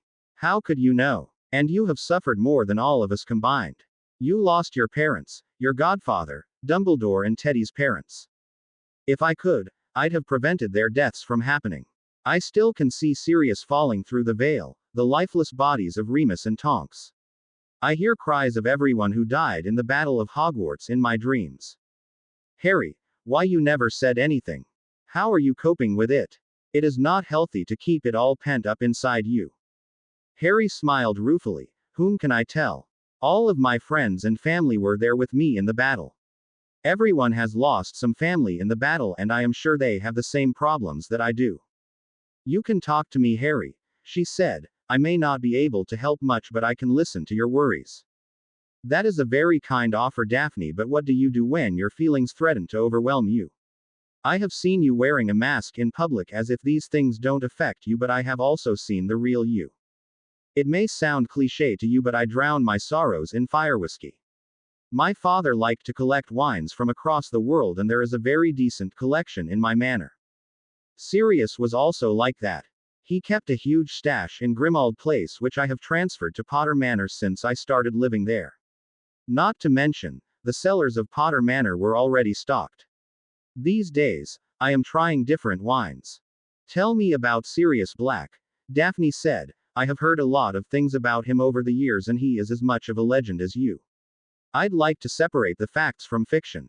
There is a lot about him that I don't know. I mean, I had no idea that there is a man called Sirius Black until he escaped from Azkaban in our 3rd year. And I didn't find out about his innocence until the end of that year. I helped him escape from Hogwarts before the Dementors could key him. Then he remained on the run from the Ministry.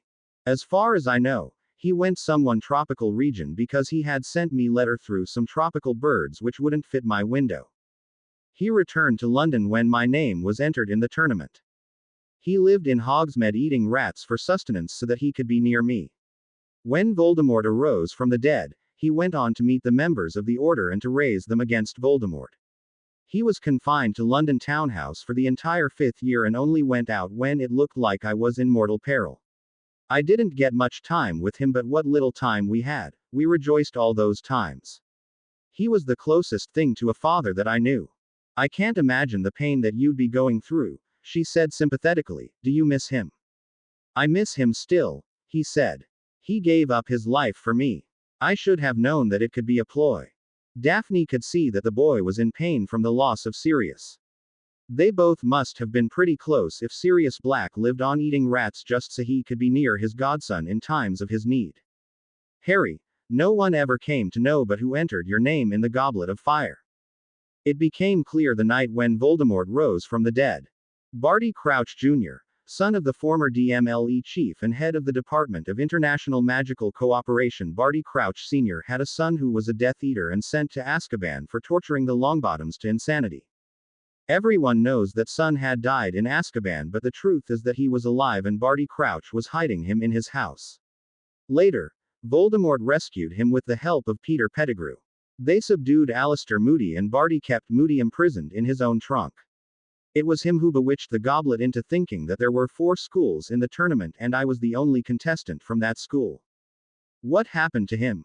She asked. No one ever heard about this. Fudge, when confronted with him, had him keyed by Dementors. In his desperation and idiocy and to prove everyone wrong, he destroyed the only evidence, Harry said, still feeling anger towards the former minister. He should have been punished for his acts, Daphne snarled. It is due to that incompetent blithering idiot that we lost so many people. Harry actually grinned. Good thing that Robards has tasked me with bringing him in, What? When did that happen? She asked. This afternoon, Robards called me and told me that I will head the squad responsible for bringing him in. Where is he hiding? She asked. Germany. He said, he has got a mansion there. How he got it is beyond anyone's comprehension though. When do you go? Right after the trials. They are working you hard, aren't they? She asked. Yes, and I like doing it, Harry said. It is a lot better than making reports and filling forms. Besides, Robards confided in me that he is grooming me to be his successor. That is amazing, Harry, she said excitedly. You will perhaps be the youngest head of Aurors in history. Harry rolled his eyes. Great. Another moniker to me. As they apparently ran out of things to talk about, Harry asked her, tell me about the last year at Hogwarts. You must have known about it from your friends, she said. Why do you ask me? None of my friends have got around to talk about it, he said. It's like we have decided to move past all the torment that we have gone through and that is it. She reluctantly said, only you Gryffindors can be so hard-headed that you'd forget months of torture so soon. The last year at Hogwarts was a living nightmare. Initially my father had advised me to keep my head down and don't do anything to provoke their ire. When we went back, I realized that no Muggle-born student had returned to Hogwarts and only those who were half-bloods or purebloods had come back. The Caros started teaching dark arts to the students, forcing them to practice those curses on other students. I wanted to interfere, but the question of my family's safety tied my hands. When I received the news that my father was killed and Tracis' family had been murdered, I couldn't hold myself back. I started opposing them at every turn. I would go release students from their chains in the dungeons and treat them if I could. When the Caros decided to turn their ire on me, Professor Snape intervened and kept them in line. I sent Astoria to Neville Longbottom to take her out of Hogwarts and stayed there counting days. I was waiting for you to come back because somewhere I felt that you were not one to turn tail and run. When I saw you in the Great Hall that day, I realized it was time for vengeance.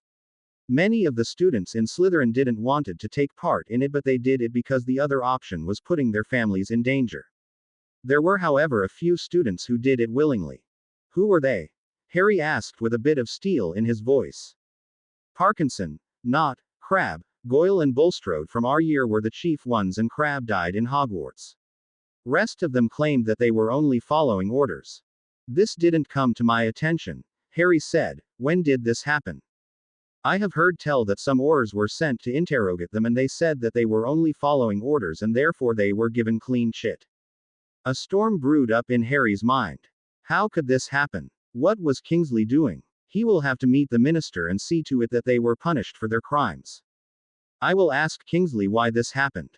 And while I am at it, I will also ask the DMLE head Arthur Weasley if it was brought to his attention. She nodded. I know you will do what is best for everyone, Harry. Can I ask you a question though? Yes, Daphne. Don't mind my words, but since the war ended I have seen you in the same clothes every now and then. You don't like to buy clothes. Harry felt his face redden. It is not that I don't like that. Actually, since the war ended, I have tried to go to buy some clothes for me, but I have never shopped for clothes and I am sure I'd be lost in a clothing store. Well, Lord Potter, we are going to buy some new clothes for you tomorrow, she said. Today you have told me a lot of things today that I didn't know otherwise. It feels like I am a step closer to know Harry Potter, the boy who studied with me at Hogwarts. He nodded. So what is good on the menu here? This place is famous for all of its dishes, Lord Potter, said Joyce Cunningham coming into the parlor. This place particularly specializes in dishes which are apparently your favorite. Harry leafed through the menu and found that most of the dishes on the menu were indeed his favorite. How do you know my favorite dishes? Harry asked him. Daphne began giggling and Joyce Cunningham looked uncomfortable. My son, Wallace, who will be in 5th year at Hogwarts this year, is your fan. He became a fan when he saw you out flying the Horntail and thus the name of this establishment. He also tried to drum up support for you during last year and faced Cruciatus curse from the Caros for his deeds.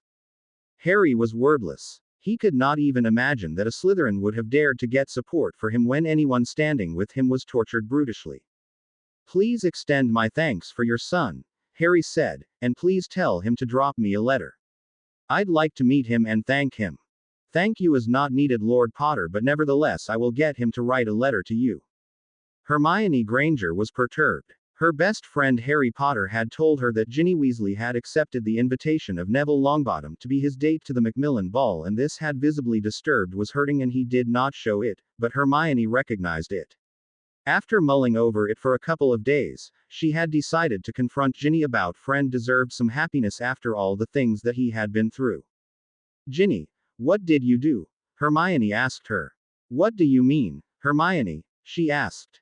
Harry told me that you refused to go to the Macmillan ball with him, Hermione said, and you said yes to Neville. What is on your mind? Could you not at least wait until Harry asked you? Why did you jump the wagon?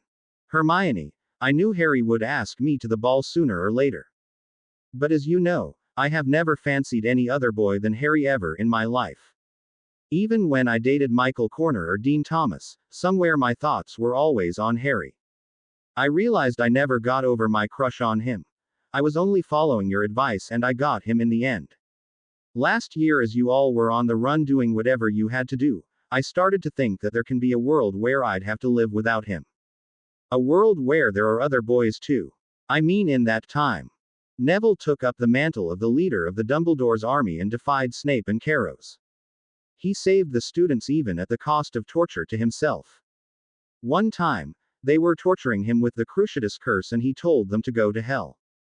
That moment I realized that there are other people in the world who was as brave as Harry Potter, if not more than him. When you people returned to Hogwarts out of nowhere starting the Battle of Hogwarts, I saw him leading the students, fighting Death Eaters, and encouraging all of stood in the face of Voldemort and told him to go to hell. It looked like there was a hero of children's story books in front of me.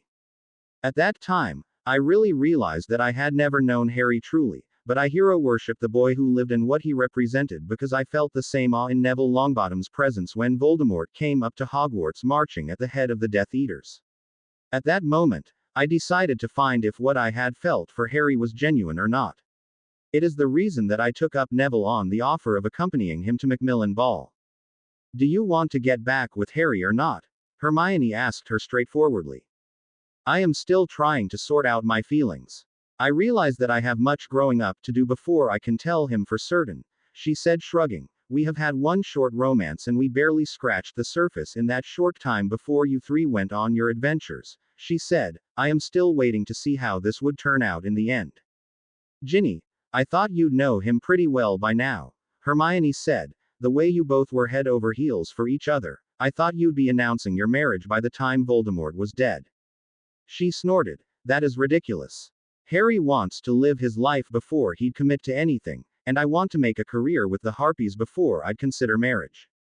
You sure have plans for your future, Hermione said, but I don't think Harry would stop you from chasing your dreams if you are worried about that.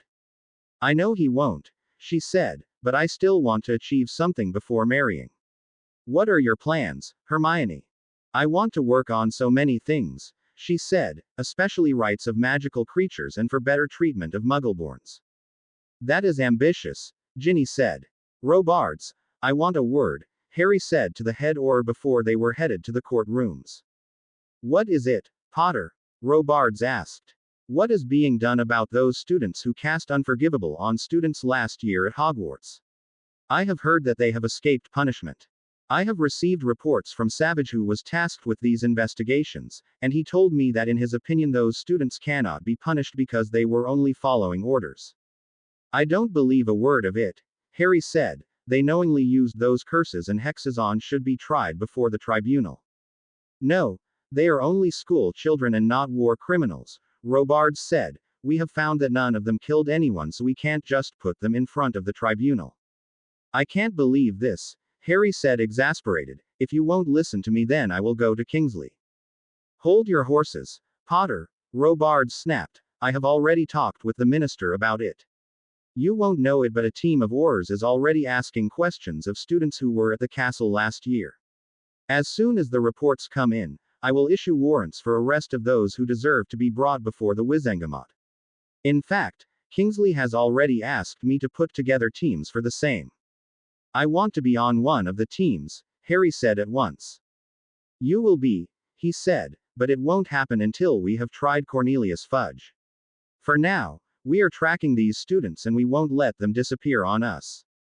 Thank you, Harry said gratefully. Now run along, Potter, Robards growled. We have already wasted time here. The court will sit soon.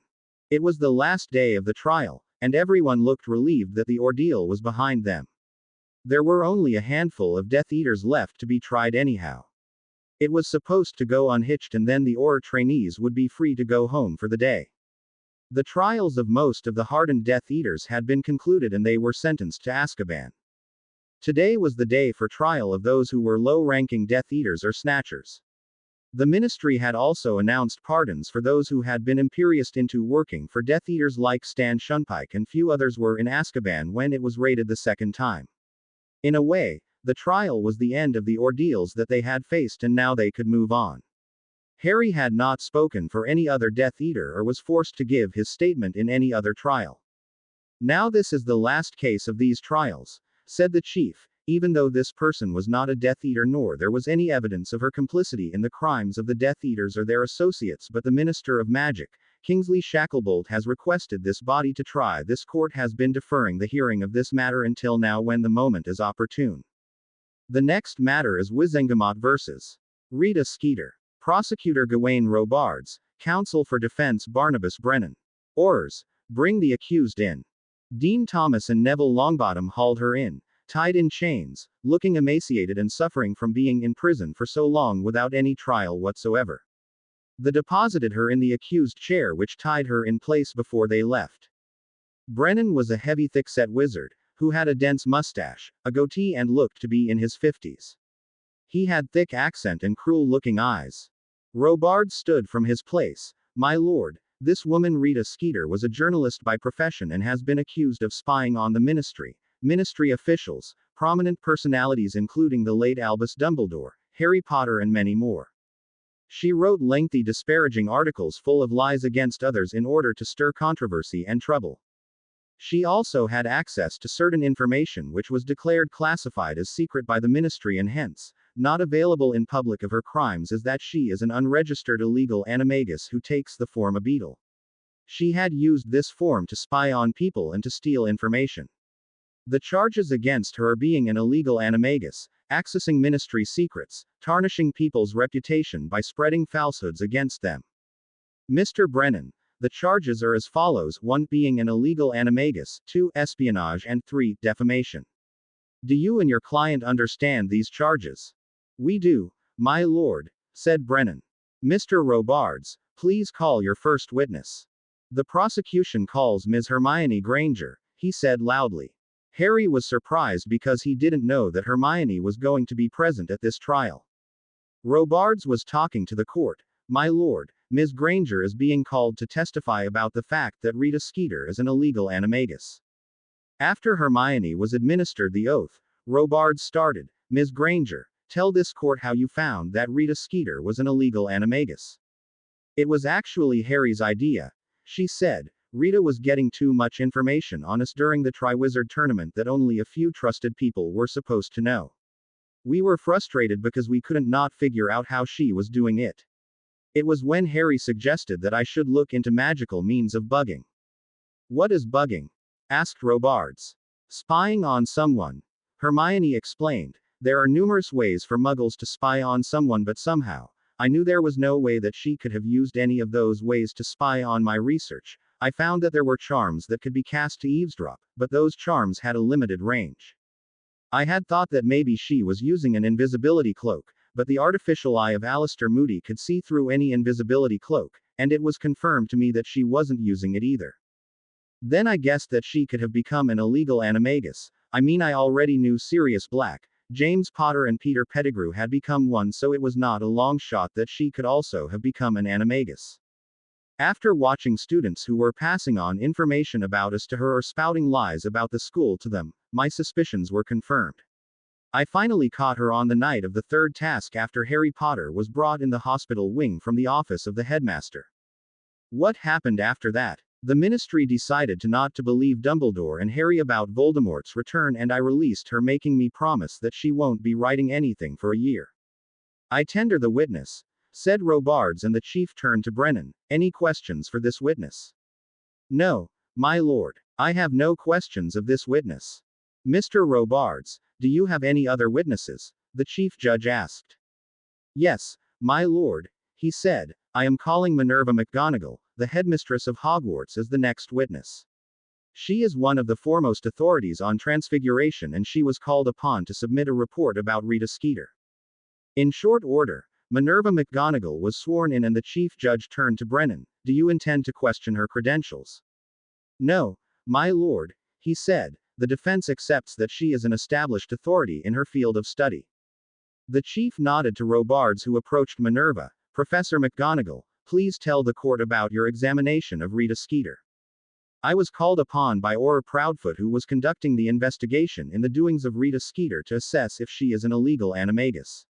I cast the animagus revealing spell on her in the presence of Croaker of the Department of Mysteries and Phileas Flitwick, Professor of Charms and Deputy Headmaster of Hogwarts, as the witnesses.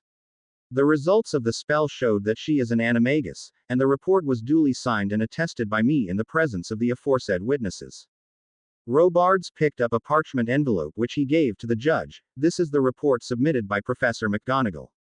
Admitted in evidence, the judge said. Any question, Mr. Brennan? No, my lord. Call your next witness. My lord, we are not going to call any more witnesses. The chief charges against her are of being illegal animagus and of illegally accessing ministry secrets, Robards said. To prove the latter, we need to administer veritaserum to her.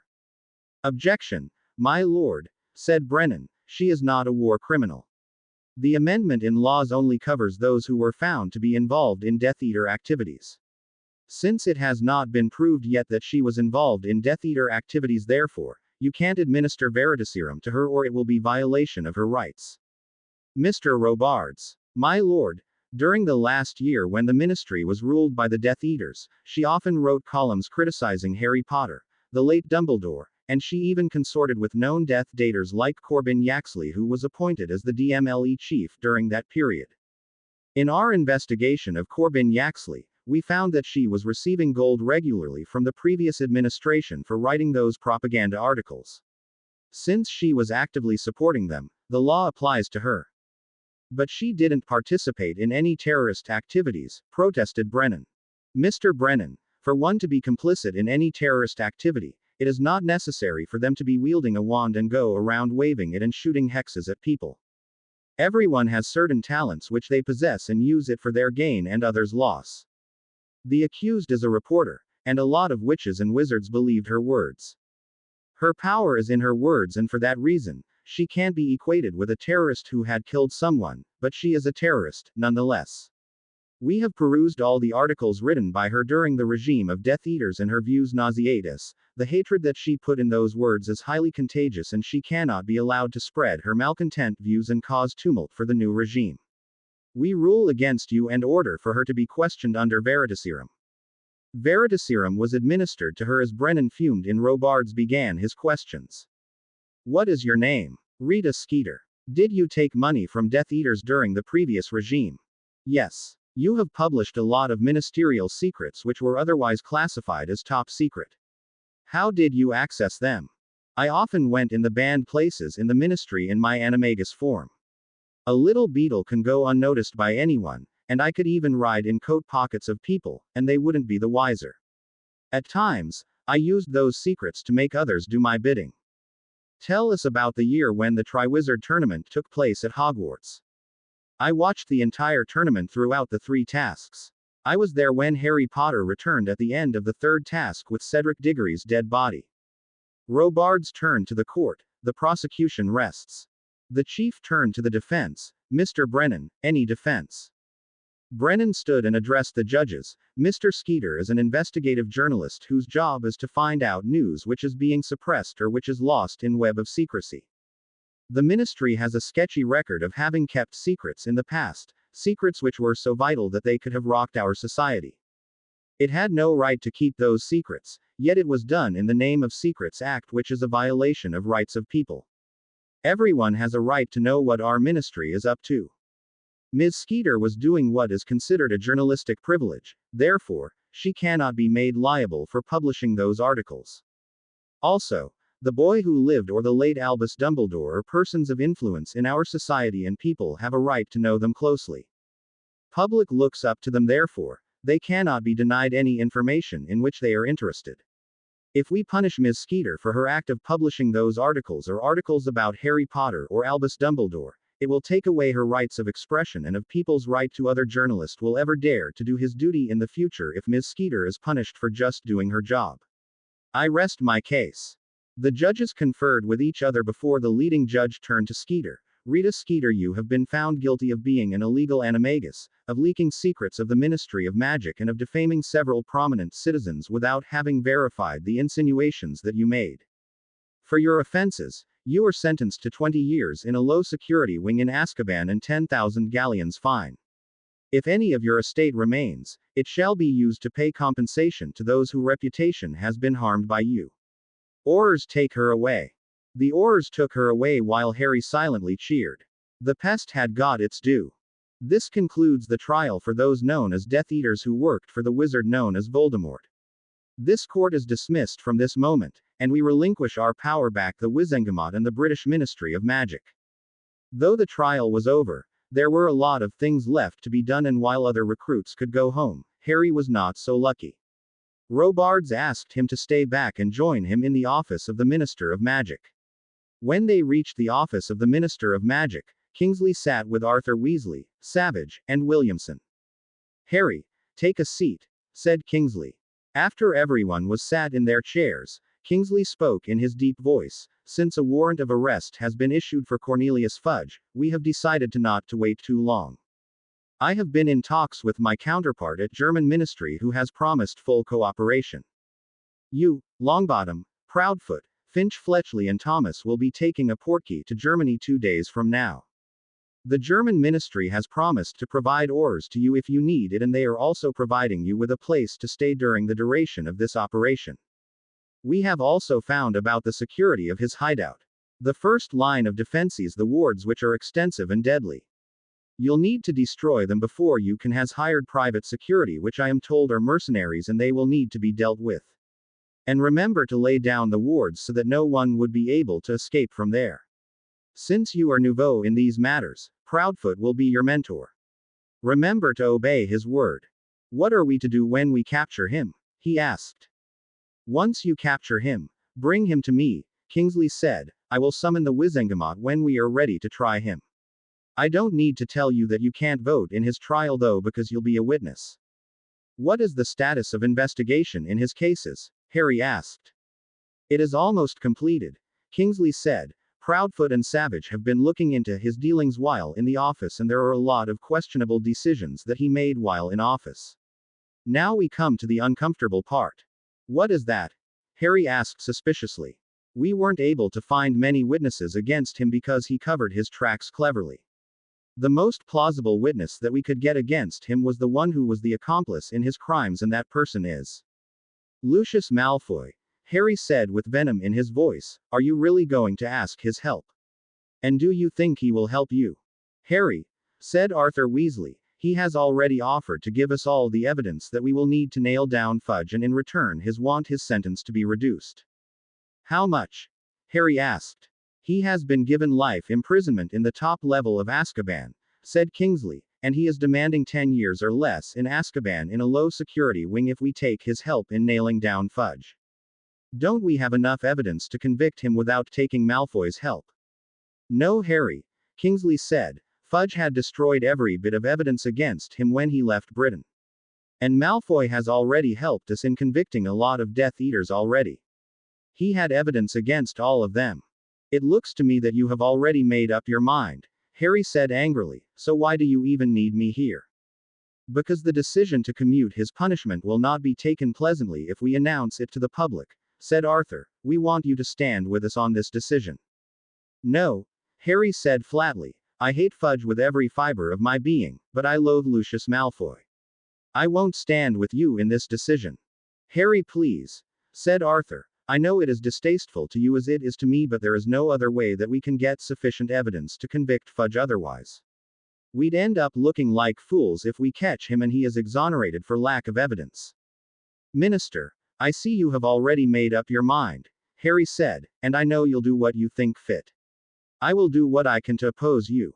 Lord Potter Black will see you in the Wizengamot, Minister Shacklebolt, he continued speaking, while he stood straight and his aura portrayed an image of him as if he were a lord of the old. You'd better take this up with the Wizengamot before you decide on this approach, or things may end up very unpleasantly for you. As Harry left to leave, Kingsley called over his shoulder, report to Robards 2 days from now for your portkey, or Potter. You are still in charge of bringing Cornelius Fudge in. Harry Potter stormed out of the office of the Minister of Magic. When he returned to Black Townhouse, he was in a foul mood. Instead of rushing to Teddy's room, he sat in the drawing room where Daphne Greengrass found him. Lord Potter, I thought we had a deal that we are going to shop for clothes. I went to Potter Manor too, but your elves told me that you'd be here. I am not in the mood for shopping right now, Lady Greengrass, he said. Right now I am very angry at the ministry and its stubbornness to change itself. She guessed it correctly. Harry, something happened to sour your mood. Harry told her everything about what had taken place in the ministry, and when he was done, she said, I don't think the minister is at fault here, Harry. How can you say that? Harry asked. He has no other option than to take Malfoy's deal. There is literally no evidence of Fudge's wrongdoings, so it would be hard to convict him without any evidence whatsoever. Malfoy is ready to give the evidence, but he needs his sentence to be commuted. He has asked to be incarcerated in a low security, but his offer does not specify exactly which wing, so we can put him in the wing which has more security than the other wings, but it is not the top wing. If he does not want to be incarcerated in the wing nearest to Dementor Pit, let him be incarcerated in the wing which is second closest to that damnable pit. Harry grinned. That is indeed a great thought, Daphne. Sometimes we all should think this way. But we need to punish Kingsley Shacklebolt to think that he could push over the Wizengamot. She nodded. We will go to meet Dowager Longbottom tomorrow. Today, you need to come with me for shopping. Harry groaned. Is there no way that I can talk you out of it? No, she said. We are going, and I am not taking no for an answer. After 30 minutes, Harry Potter and Daphne Greengrass were standing outside Gringotts. What are we doing here? Harry asked her.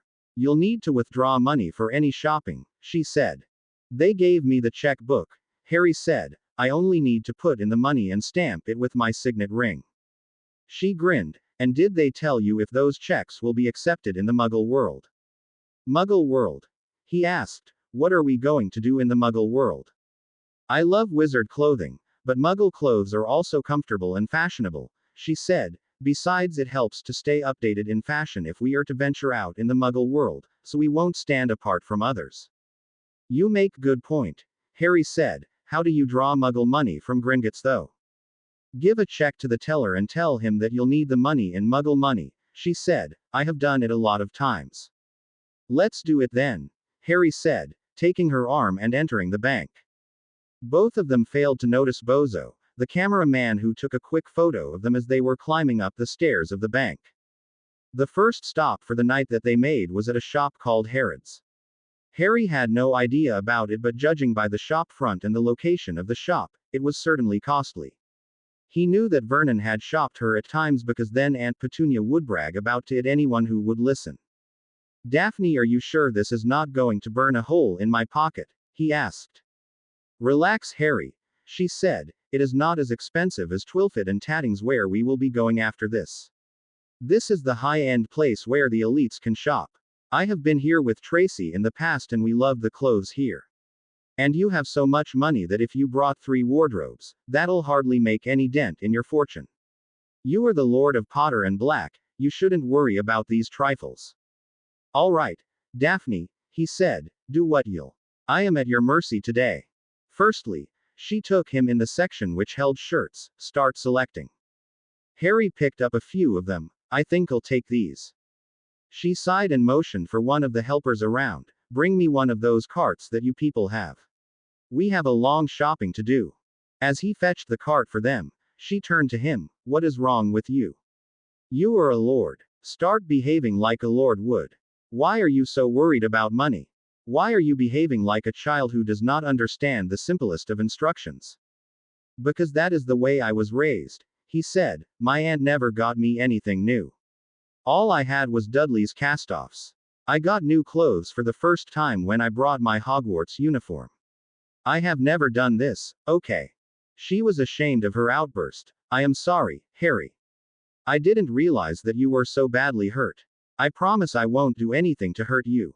Now just do as I say. He nodded. Yes, dear. After that, Harry did only what she told him. She would handle him clothes that he would take and try before she would put in the cart. She picked up an armful of shirts for him before she insisted that he pick up some t-shirts. After that, she took him to buy him some pants, and there, she would just pick one, ask him if he liked the color, and then buy it. The embarrassing moment came when she steered him towards the section which contained undergarments. Daphne, I don't need your help buying undergarments, he protested. I know, but I am still coming. Be quick about it. About 2 hours after they had arrived at Harrods, they left the store having spent so much money on clothes that Harry was sure he hadn't spent in his entire life in the Muggle world. The next stop was Diagon Alley. The alley was still deserted, but a few shops had reopened, and things were starting to look promising. The new apothecary shop had opened in the place where the old apothecary used to be. Flourish and Blots was open, and it was undergoing renovation as the proprietor threw out books which were clearly too dark or were useless. Harry smirked in satisfaction when he found that a small mountain of those books were Lockhart books. He also noticed that Weasley's Wizarding Wheezes were open but there was closed sign up front. It became clear to him that the Fred was working on reopening the shop as soon as he could. Maybe, the shop would do wonders for him. Before Harry could go in and inquire, Daphne steered him to Twilfit and Tattings where they were warmly welcomed by a witch who smiled at them. Welcome Lord Potter and Lady Greengrass. Daphne gave her a stern glare. If I find that you have blabbed a word about it to anyone, you will definitely regret it. As the witch shuddered, Daphne continued, now get going. Lord Potter here needs robes for all occasions, some expensive robes for balls and parties, some dragon hide boots and other accessories. Be quick about it. We haven't got all day. The witch spluttered and got on with the task. Harry endured the assault of needles, shears, and pins while he tried robes after robes. When it was all over, they had to wait for another hour as all the robes were tailored and fitted to his size. In the meanwhile, Daphne coaxed him into buying 3 pairs of dragon hide boots, a jacket, and belts that suspiciously looked like they were made of the hide of a magical beast. When they left Twilfit and Tattings, she turned to him. Why are you carrying all the bags with you? Well, I need to take them to my home, he said. Harry, you can simply summon your elf and handle your belongings to him. He will take it to Potter Manor. You are right. I guess I am not yet used to it. After a tiring day, they arrived back at Greengrass Manor. At the gate, Harry bid her goodbye. Thank you for coming to shop with me, Daphne. Tomorrow, we need to go see Dowager Longbottom. She nodded. I will be there. Won't you come in for a cup of tea? I need to get going, he said, trying to avoid the invitation. I am not that scary, Harry, she said, nor Astoria is going to eat you if you choose my invitation and come in. I am not scared of anyone, he protested. It is just that I haven't seen Teddy at all today and I'd like to play with him for some time before he'd go to sleep. Teddy isn't going anywhere, she said. Leave the poor child be. You need to ease up, Harry. There is no one who can take Teddy away from you. Do come in for a cup of tea. All right, he conceded. When they entered the grounds, the Greengrass elf appeared to take his coat and brought them to the parlor where Astoria was sitting and reading a magazine.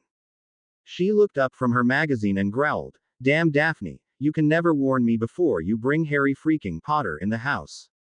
Go to your room, Astoria, Daphne snapped, and don't return until you can remember how to behave in front of guests. No, please stay, Harry said, don't go on my account. Astoria struck out her tongue at Daphne, see he is more understanding than you. Before Daphne could retort, Harry spoke to Astoria, so Astoria, since Hogwarts is closed and school won't start for some days, what do you do the whole day? I read books on magical theory, she said. I want to go to the Department of Mysteries and work as an unspeakable.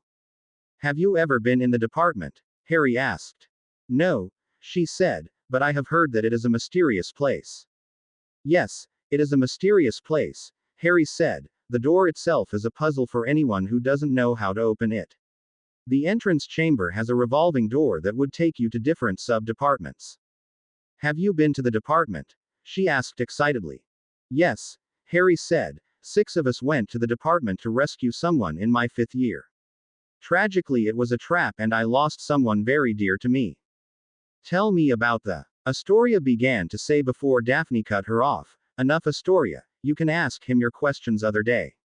Now go and get tea for 3 persons. Astoria stood from her seat. Daph, at least tell me that you have asked Harry to go with you to the Macmillan ball. Daphne pulled out her wand to curse her sister, but Astoria had already made herself scarce. Harry turned to her. She reminded me of something that I wanted to ask anyway.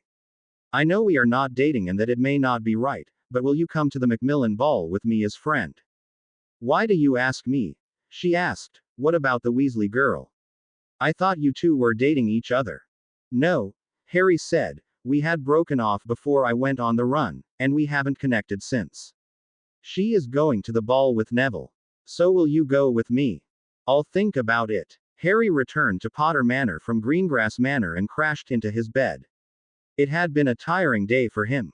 The Prophet had again come to ruin his life. They had been a bane of his existence since the Triwizard Tournament. They had made his life a living hell for the entirety of fourth and fifth years, and then they had projected him as if he were some criminal when he was on the run during the Horcrux hunt. They were not controlled, and so they ran rampant. Why couldn't they restrain themselves? Leave him alone in peace than spreading lies about him. This couldn't stand anymore. Something had to be done. Harry, are you there? Daphne called him from the fireplace. Harry, who was still seething in fury, took some deep breaths to control his rage and to appear in control. The occlumency book which Robards had given him contained some exercises which one could do to control one's rage and fury. The book was very useful, but it was not available in any of the shops in Diagon Alley. However, there was a copy in the Potter library, and he had wondered exactly why he had not searched through his library earlier. The library was there for a reason. He walked to the fireplace and saw her head sitting in flames. Daphne, come on over. Not now, she said. I just wanted to ask if you have seen the Daily Prophet yet. I haven't. I am not happy with it, he said. They aren't going to mend their ways, are they? They are media outlet, Harry, she said. They have to sell papers and make galleons. This is what they do. However, this can't continue unchallenged. What are we going to do about it? Not we, but I am going to pay a visit to Barnabas Cuff, Harry said. We have a long overdue conversation. Harry, don't threaten him, she urged. Deal with it in such a way that no one can reprimand you for it. Don't worry, he said. I have a plan. Xenophilius Lovegood was just seeing the Daily Prophet and scoffed at the article. It was another cheap shot, an attempt to make money off the name of Harry Potter. That is what the Daily Prophet did. Pity that the newspaper was spared any retribution from the ministry. It should have been shut down. Financial penalties should have been imposed on Barnabas Cuff, but alas, it was not done. There was a knock on the door, and he opened to find Harry Potter on the threshold. Mr. Potter. If you are here to see Luna, then she is gone to visit the Weasleys. No, I haven't come to meet her but you, Harry said. Won't you invite me in your house? Sure, come in, he said, and I am again sorry for trying to sell you out to the Death Eaters. Mr. Lovegood, let bygones be bygones, he said. I am here with a business proposal. What proposal? He asked. I trust you have seen the Daily Prophet today, Harry said, and continued when the other man nodded. I know Daily Prophet isn't going to mend its ways until it is brought on its knees. I intend to do it, and I need your help with that. What help do you require? I am seeking to start a newspaper, Harry told him frankly. From here I am going straight to my solicitor to ask him to procure a printing press and premises where this business can be started. My problem is that I can't run the newspaper while I am an Auror. I am here to propose a partnership between us. I will bring in the required capital, the machinery, and you'll bring your expertise. You have been running the Quibbler for years, will be the editor, and Luna will be the assistant editor. You'll have the authority to make major decisions like recruitment, contracting parties for raw materials, etc., and you can also use it to print the Quibbler as you have been doing. We will have 50-50 share in the profits. Should you desire to retire, you will be entitled to a pension. If you wish to leave, you will be given a suitable package. When will this newspaper start? I am going on an assignment to arrest Cornelius Fudge and bring him back, Harry told him. You can print the first edition featuring this news. I will even give an interview so that it will help us gather clientele.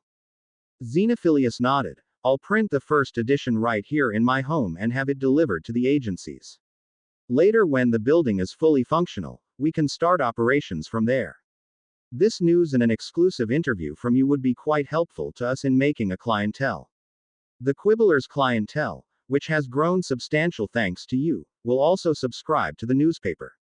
I am quite sure that we will make a fortune in this business. I will get the papers ready and I'll to you, Harry said. You can sign them and return to my solicitor, who will register the business with the ministry. What will be the name of the newspaper? Xenophilius asked. The Wizard Chronicles, Harry said before leaving. Cuff was in his office, a pleasant grin plastered over his silly face. The news was just too good to not to ignore. Any news about Harry Potter was welcome these days. He had been told that this morning's edition had already sold out. He'd have to give a handsome reward to Bozo for capturing the picture and a reward to his new reporter who had written the story so beautifully. The prophet had made it through the war unscathed and was now able to reap the rewards. He was also thinking about the next item. Perhaps he could get Harry Potter and Daphne Greengrass together for an interview. The sheer imagination of the number of galleons that the story would bring had him salivate over his supposed fortune. His pleasant musings were however broken harshly as his secretary poked her head in. "Mr. Cuff, Lord Potter Black is here, and he wants to see you." "Let him in," he said jovially. "What a fine moment. I must get an interview from him." His secretary retreated, shaking her head. If Cuff knew Harry Potter Black looked like a volcano ready to erupt, he would have been running for cover and not welcoming Harry Potter Black. Well, it was Cuff's own funeral, if he wanted it to be. Barely a minute later, Harry Potter Black entered. Cuff looked at the young lord thoroughly and was impressed. He was dressed in expensive robes, an emerald cloak over his shoulders, a wand holder over his arm, and he oozed the aura of a lord. His expressions, however, conveyed instant pain for Cuff. It would have made anyone worry for their well-being, but Cuff was impervious. "Lord Potter Black," he said, "please take a seat." Harry growled. "Has no one taught you that you ought to stand when you are in front of your superiors, Cuff?" The threat underlying the sentence made his hair stand on end and he hastily stood. "My apologies, Lord Potter Black. Please take a seat." After Harry sat down, he waited for Harry's permission to seat. Harry didn't want to do it this way, but this was necessary for show Cuff where he stood exactly. He knew the societal customs demanded that Cuff stood until he was given permission by Harry to sit, and Harry was not going to do so. "You have given me a lot of trouble over the years," Harry said. "You have constantly slandered me, maligned me, tarnished my reputation." "I haven't," he tried to interrupt before he was harshly shut down. "I am not yet finished speaking. You have caused me a lot of trouble over the years. You have slandered me, made me seem like a lunatic, ran a campaign to discredit me when I kept telling everyone that Voldemort had returned. You have done everything in your power to mint money off my name any way you could. You allowed that pest Rita Skeeter to do as she pleased and gave her a free hand by publishing whatever bilge she came up with." "Lord Potter Black, I have done no such thing," he said, appearing to be calm and collected. "I have merely published the facts as they were told to me. It is a media house, and it is our responsibility to provide information to people about their hero, their savior. We were just doing our job." "You were doing your job, Harry asked. "Well then why did you bow to Fudge's whims and published whatever he wanted you to? All the slanderous articles that you published about me. What was the purpose behind it?" "It is not slander if it is the truth," he said, "and there is no way to prove that whatever was printed was not the truth. Most of the articles came from trusted sources anyway." "Trusted sources?" Harry snorted in contempt. "You mean Death Eaters like Draco Malfoy, Pansy Parkinson? The same ones who were engaged in propagating Death Eater propaganda. Why, I know for a fact that you bowed to the Death Eaters and labeled me as the undesirable no. 1 foot. You are almost as guilty as the Death Eaters, but it is a pity that you enjoy immunity because you were doing what you were told to." "See, I told you I was just doing my job," he said with a small grin. "I am not public property that you can serve my life's dealings to everyone without asking for my permission," he said. "You have published articles about me which were not true in the slightest and were published by you to make galleons and nothing more. No useful purpose was served by those articles except tarnishing my reputation and labeling me as an attention-seeker brat. You turned people against me and earned me their hate for no fault of mine. You are a celebrity," he said, "and people are entitled to know about you. Anything about you isn't your own business, but the people have a right to know the person they admire. And to give it to them is my job. Well, you may have been doing whatever you think was your job, but that doesn't mean that your acts can be condoned. It is responsibility of the media to publish only the truth. All of the articles that you published were skewed and biased. Not even once you tried to get my opinion about the allegations that you made against me," he said. "Whatever you say, Lord Potter Black," he said, "but you can do nothing to me." Harry grinned. "That is where you are wrong. Did you forget that I have recently killed Voldemort? I can kill you here in your office and no one would be the wiser, but that is not what I will do. I am going to hit where it hurts." "What do you mean?" "You will see," he said, "and if I were you, I wouldn't go offending everyone in the wizarding world. The public is up in arms against you. As Harry was about to leave, Cuff asked him, "Would you give me an interview, Lord Potter Black?" A feral grin came over him. The last person who asked for my interview is cooling her heels in Azkaban. You want to go that route? As Harry left, Cuff was left thinking exactly what Harry Potter Black wanted to prove by this visit. "Mr. Cole, you have work to do," said Harry. "Do you do any litigation too, or it is just ministerial work?" "I am also the chief of the litigating arm of my firm, Lord Potter Black," he said. "What work I have to do? First thing first. Find me a magical printing press. I don't care about the price, just get me one. Next, find me a place where I can set up a newspaper agency like the Daily. Prepare a partnership deed between Harry Potter Black and Xenophilius Lovegood. The deed will stipulate that Mr. Lovegood shall act as the editor of the new newspaper. Luna Lovegood will be the assistant editor and he will be in charge of running the place swiftly. House Potter Black will supply the required capital and other expenses while Mr. Lovegood will bring his experience and expertise to the will be a daily newspaper like the Daily Prophet, and Mr. Lovegood will be in charge of hiring the staff and other things. Also, Mr. Lovegood is at liberty to use the printing press for publishing his weekly magazine known as the Quibbler, but any profits derived from the Quibbler shall entirely belong to him." "What will be the name of the newspaper?" Cole asked. "The Wizard Chronicles," he said. "Next order of business is to collect every copy of Daily Prophet in the last 3 years starting from 1994 which mentions me in a bad light. They had slandered me for too long and it is time that it must stop." "And what are further instructions?" "When you have collected every news item that they have ever published slandering me, send a legal notice to them asking them to publish a public apology for a week on the front page of their newspaper.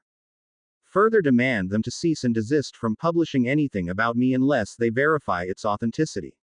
Also tell them to publish the apology within 15 days of the receipt of notice, and if they fail to do so, we will sue them and demand reparations and a public apology."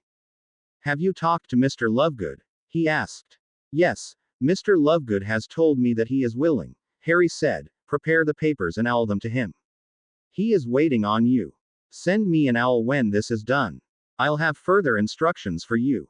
And you have 2 days for the readying the agreement." "Lady Longbottom," Harry said, performing proper curtsy with Augusta, "me and Daphne have matters of importance to discuss." After meeting with the solicitor, Harry had met Daphne in Muggle London, from where they apparated to the Longbottom Manor. Since they were the newest gossip in Wizarding Britain, it was evident that people would stare at them and none of them were in mood to deal with it now. And what would those matters be, Harry? When Cornelius Fudge was thrown out of his office, he erased every evidence of his wrongdoings, his dealings with the Death Eaters, and any other evidence which otherwise would have incriminated him. With nothing against him, they were hard-pressed to obtain a warrant for his arrest. However, the convict known as Lucius Malfoy offered to provide enough evidence to the ministry. She cut him mid-sentence, and the ministry accepted his proposal. "The ministry is ready to heed to his demands," Harry said, "but Kingsley doesn't want to do it himself because it is bound to come out in public sooner or later. If the public knows of it, the outrage against him will be very high. He wants me to step forward and assume responsibility. And you are not willing to do it." "No," he said, "I may hate Fudge, but I absolutely loathe Lucius Malfoy. I won't be heeding to any demands from that Death Eater." "I understand your sentiments," she said, "and I also think that the ministry did wrong to try to do this without taking us into confidence first.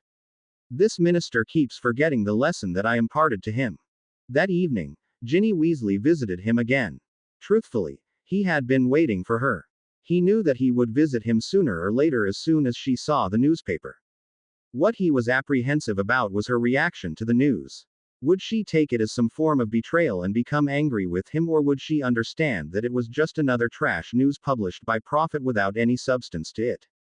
"Harry, I saw a rather recent photo of yours on the front page of Daily Prophet today with none other than Daphne Greengrass," she said, "and to be honest, Ginny, I am sorry for that news item," he interrupted without letting her finish. "It is not what it looks like.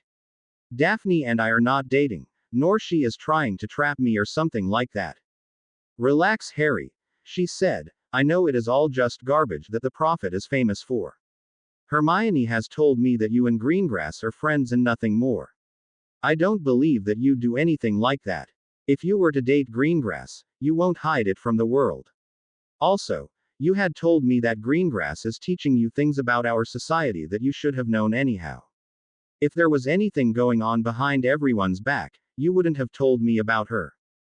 Thank Merlin that you are so understanding, he said with a small smile. So what is the reason for this visit?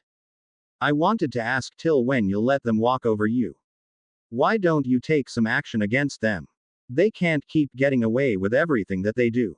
No, they won't, Harry said. I have taken steps to make sure that the prophet won't stand on its legs much longer. Want to tell me? She asked. No, not yet, he said, but soon you will see. What happened at the ministry the other day? She asked. Father was telling me that you walked out on Kingsley Shacklebolt, and you threatened him with consequences as Lord Potter Black. You weren't like that. I hated doing that, Harry said. I mean, I always hated the whole boy who lived thing too.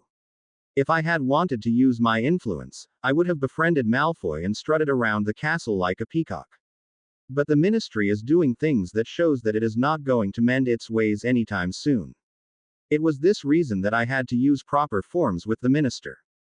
Kingsley has been taking Malfoy's help in getting evidence against the Death Eaters and Fudge, he explained. In return, Malfoy has asked for commutation of his life sentence and to be incarcerated in a low-security wing as opposed to the high-security wing. What? And Dad agreed to go with this plan. Yes, and Mr. Weasley is aboard with this plan, Harry said. Mr. Weasley has probably forgot that it was Lucius Malfoy who had slipped that diary to you. And Kingsley made these deals behind our backs. It was this reason that I threatened him. So, what are you going to do? That would be telling. He said, I have a plan, but you'll have to wait till I return from Germany. Why are you going to Germany?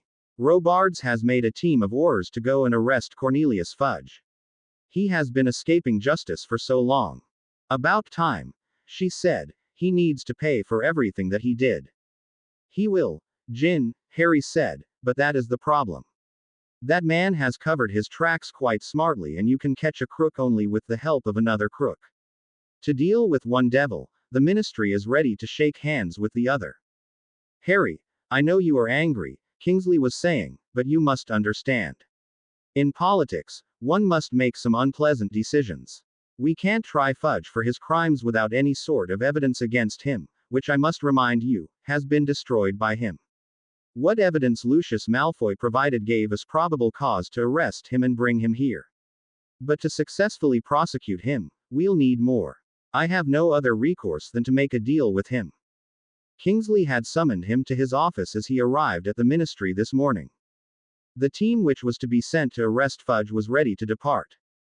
Kingsley knew that the ministry was committing a blunder in the opinion of the Light faction by allying with Malfoy to gather evidence against Fudge, but Kingsley knew there was no other way for the ministry. He also knew that his best shot at quelling any public outcry would be to put Harry forward as the figurehead behind the ministry's actions. However, the problem was that Harry Potter was not ready to go along with any such plan. Minister, what I do know is that you are betraying us by allying with him. Lucius Malfoy had slipped that diary into Ginny Weasley's cauldron, which led to her being possessed by his soul. She could have died. Malfoy was also responsible for many crimes in the war. We can't just make a deal with him. Anyway, you have already decided what course of action you are going to pursue, so you don't need me really, he said, and if you think you'd make a decision and then have me act as mouthpiece of the ministry, commending your actions and singing praises, then you are very wrong, Minister. You were not put in that chair to play politics. We put you there so that you can help us rebuild and progress. I won't be a part of this decision.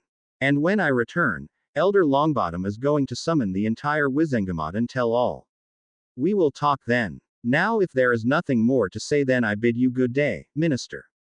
Leaving Kingsley in silence, he came to the Auror office where the team had gathered to depart. The team was being led by Proudfoot and Savage, Harry Potter, Dean Thomas, Neville Longbottom, and Justin Finch Fletchley had been chosen to be the members of the team. Before they left, Robards addressed them. All right, your mission is to arrest Cornelius Fudge and bring him back. The portkey will take you to German Ministry of Magic, where you will meet Jürgen Schneider, who is the head of Aurors in the German Ministry of Magic. He will give you a portkey which will take you to the manor where Cornelius is hiding. He will also provide you with more ores if the need be. Is that clear? They all replied as one, yes, sir. Good. When you return, there is a major shuffle coming. Since many of our new recruits joined the ministry to end the threat of Death Eaters, they will be leaving us once we have tried fudge. You all will be assigned new trainers and it will be time for you all to think upon it. Now get going. Without another word, they all took the portkey and were gone. Welcome, Mr. Proudfoot, said Schneider. Mr. Robards has told me about your mission and my ores have been scouting the place. Proudfoot shook hands with the head of ores in Germany and said, it is an honor to meet you, Mr. Schneider. Allow me to introduce you to others in my team. As he introduced everyone to him, Schneider shook hands with them and got excited when Harry was introduced lastly to him. Mr. Potter Black, said the head Auror of German Ministry of Magic, I am very glad to meet you. Your fame precedes you. When Mr. Shacklebolt told me that he is sending a team of Aurors to Germany, I insisted that you be a part of the team. It is a pleasure to meet you. Mr. Schneider, said Harry, now please tell me about the place. The mansion was registered in Mr. Fudge's name about 5 years ago. We had the goblins track it and it was found that the gold for the mansion was paid by one Malcolm Avery.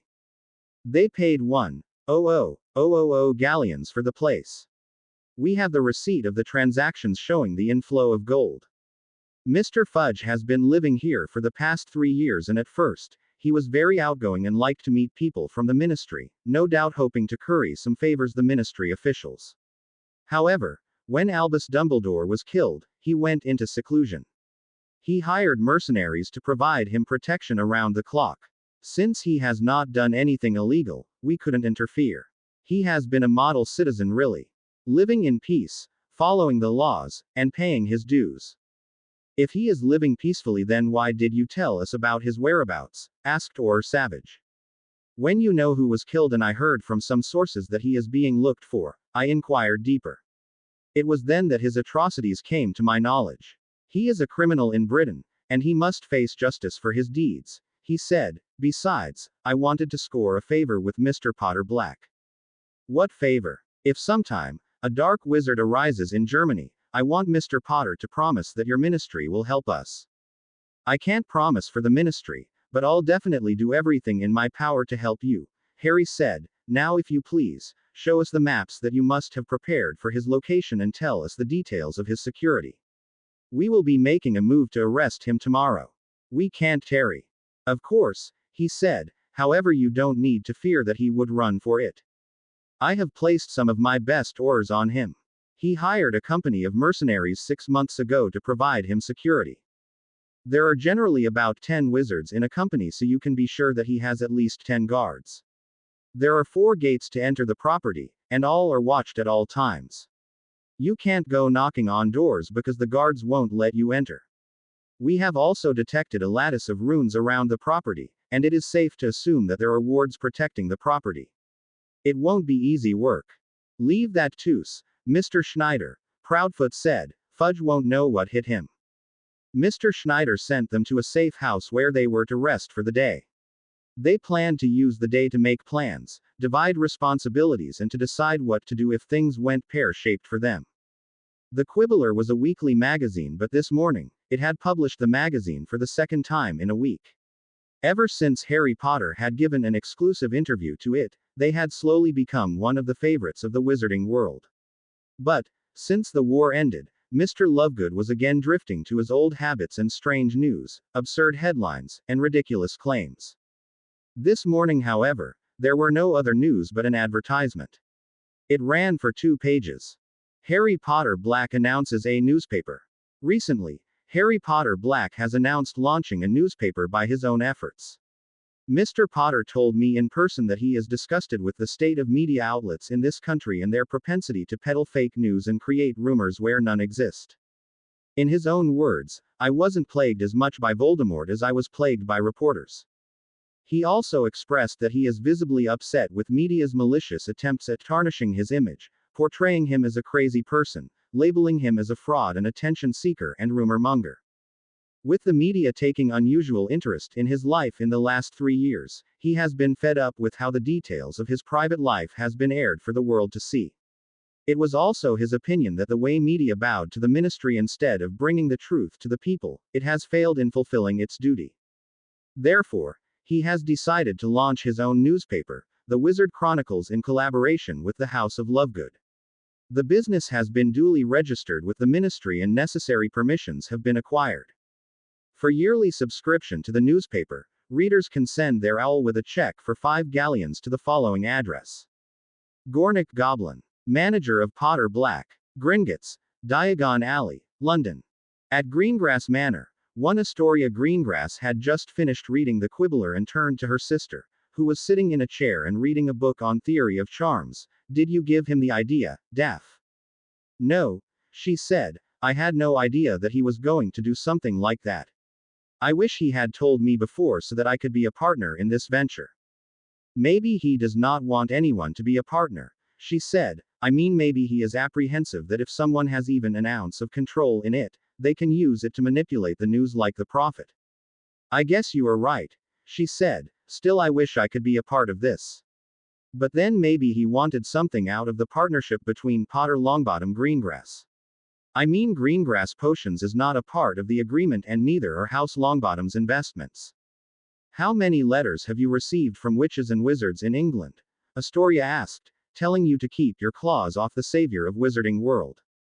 I have lost count, she said. I am keeping a log though.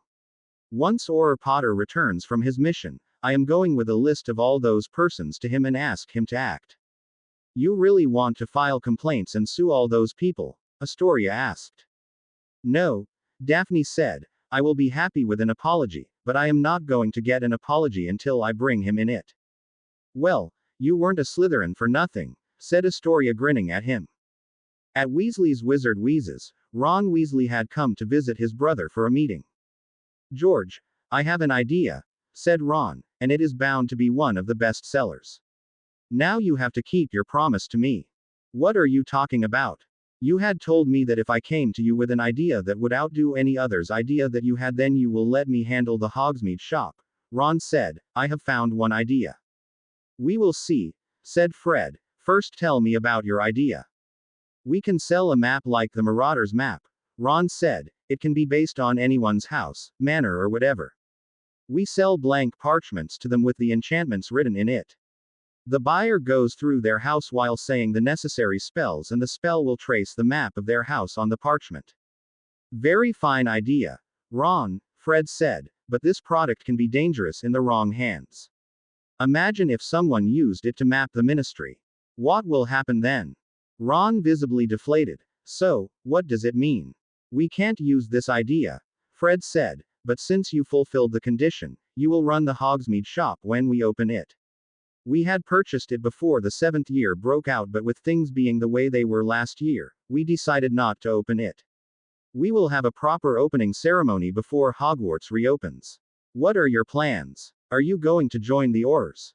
No, Ron said. I have fought enough for a lifetime. I will leave the Aurors after Fudge's trial. I will try out for Chudley Cannons and help you stock the shop and run it in the meantime. Well then, go in the back, make an inventory and report to me within an hour, said Fred. I am helping Verity here to stock the shop. And keep thinking of more ideas.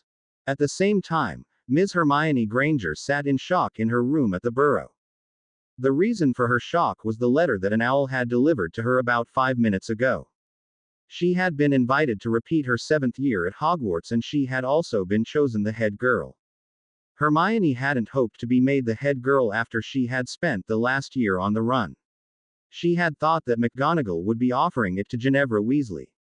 But it was a welcome surprise, and she was up to the task. She just wished that Harry and Ron were going to join her at Hogwarts for another year. But maybe with them out of the way, she would have one peaceful year at Hogwarts, free from any drama or her trying to think of ways to keep Harry Potter away from danger.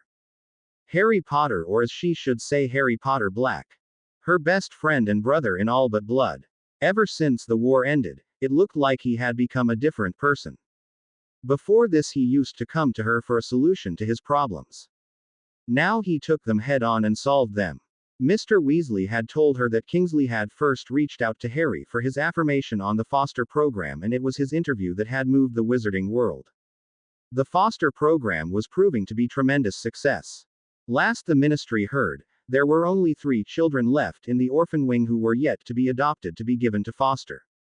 The Weasleys had been approved to foster a child under their roof, but since there were so many applicants and most of them without any children, that they were told to wait. The Weasleys already had a nest full of children, but there were others who did not.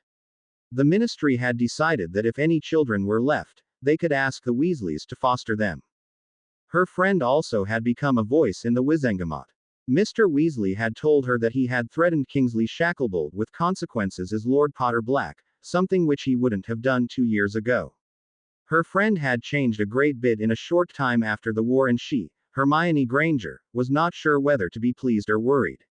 He was also getting popular at the ministry because he was working his way towards the top despite having the power to grab whatever he wanted. She realized now that Harry Potter Black was happy being mediocre among them because he had found happiness and acceptance among his friends. Friends and family were most important to him, and he would have gone to any extent to protect them. Now that he was free of the burden of Voldemort and it was his turn to claim his place in the wizarding world, which he was doing so in a fashion. There was also the new newspaper agency that he had just announced. To put the Daily Prophet in its place, he had decided to get vengeful. He hated his fame but was now quite willing to use it to put the Prophet in its place. She also wondered what had made it all possible. It was definitely not Ron and Hermione because they had been practically distant from him since the war ended. He was more seen in the company of Neville Longbottom or Daphne Greengrass. It must be either of them, she decided. The mercenaries who were guarding the east entrance found a single wizard walking towards the gate. He was dressed in robes, which was unusual for Germany because robes weren't so common here. The robes were of the crimson color of the British oars, and the newcomer walked towards them resolutely. There was another walking beside him, dressed identically. When they neared the gates, the mercenaries recognized them. These two had recently featured in a lot of newspapers. Only someone who had been living under a rock would fail to recognize them. They were war heroes and well respected. The one in front was none other than Harry Potter, the boy who lived, or as they were calling him, the man who won. He needed no other introduction than that he had recently killed Voldemort, the greatest Dark Lord with an Expelliarmus spell of all things. The other was equally fearsome wizard, who was being dubbed as the wizard who slew the giant snake. It would have shaken anyone's confidence to see the duo standing before them, but the mercenaries were hardened professionals.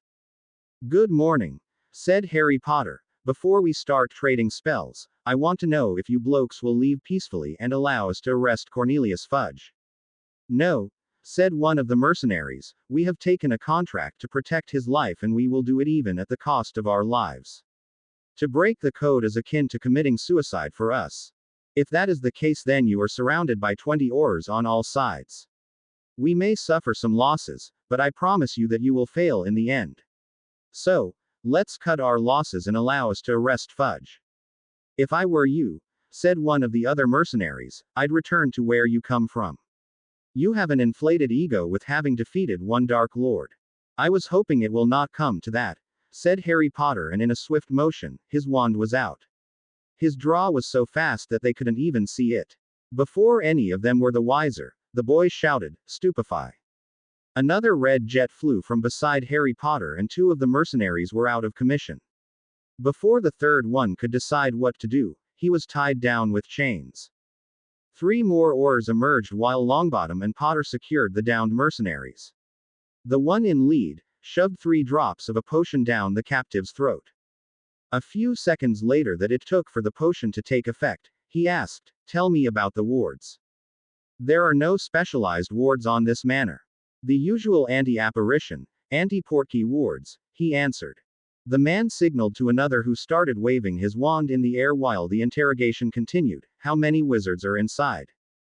"There are 8 inside the manor except Fudge. 2 are just inside the double doors. One on the first floor from where he can see the main is posted outside Fudge's bedroom and 4 are tasked with patrolling the manor." "How many are on the other gates?" "3 on each gate," he said. "Stupefy." Proudfoot stunned the captive and turned to Harry Potter. I am going to signal the German oars to attack the three gates and keep the mercenaries busy. You will lead charge with Savage and Longbottom. I will come behind you with Thomas and Finch Fletchley. In case they decide to surprise you from behind, we will be ready for them. He then turned to Savage. What of the wards, Savage? They are not threatening, Savage said. They are mostly mean to escape by magical means. The flow in the manor is also not on the network.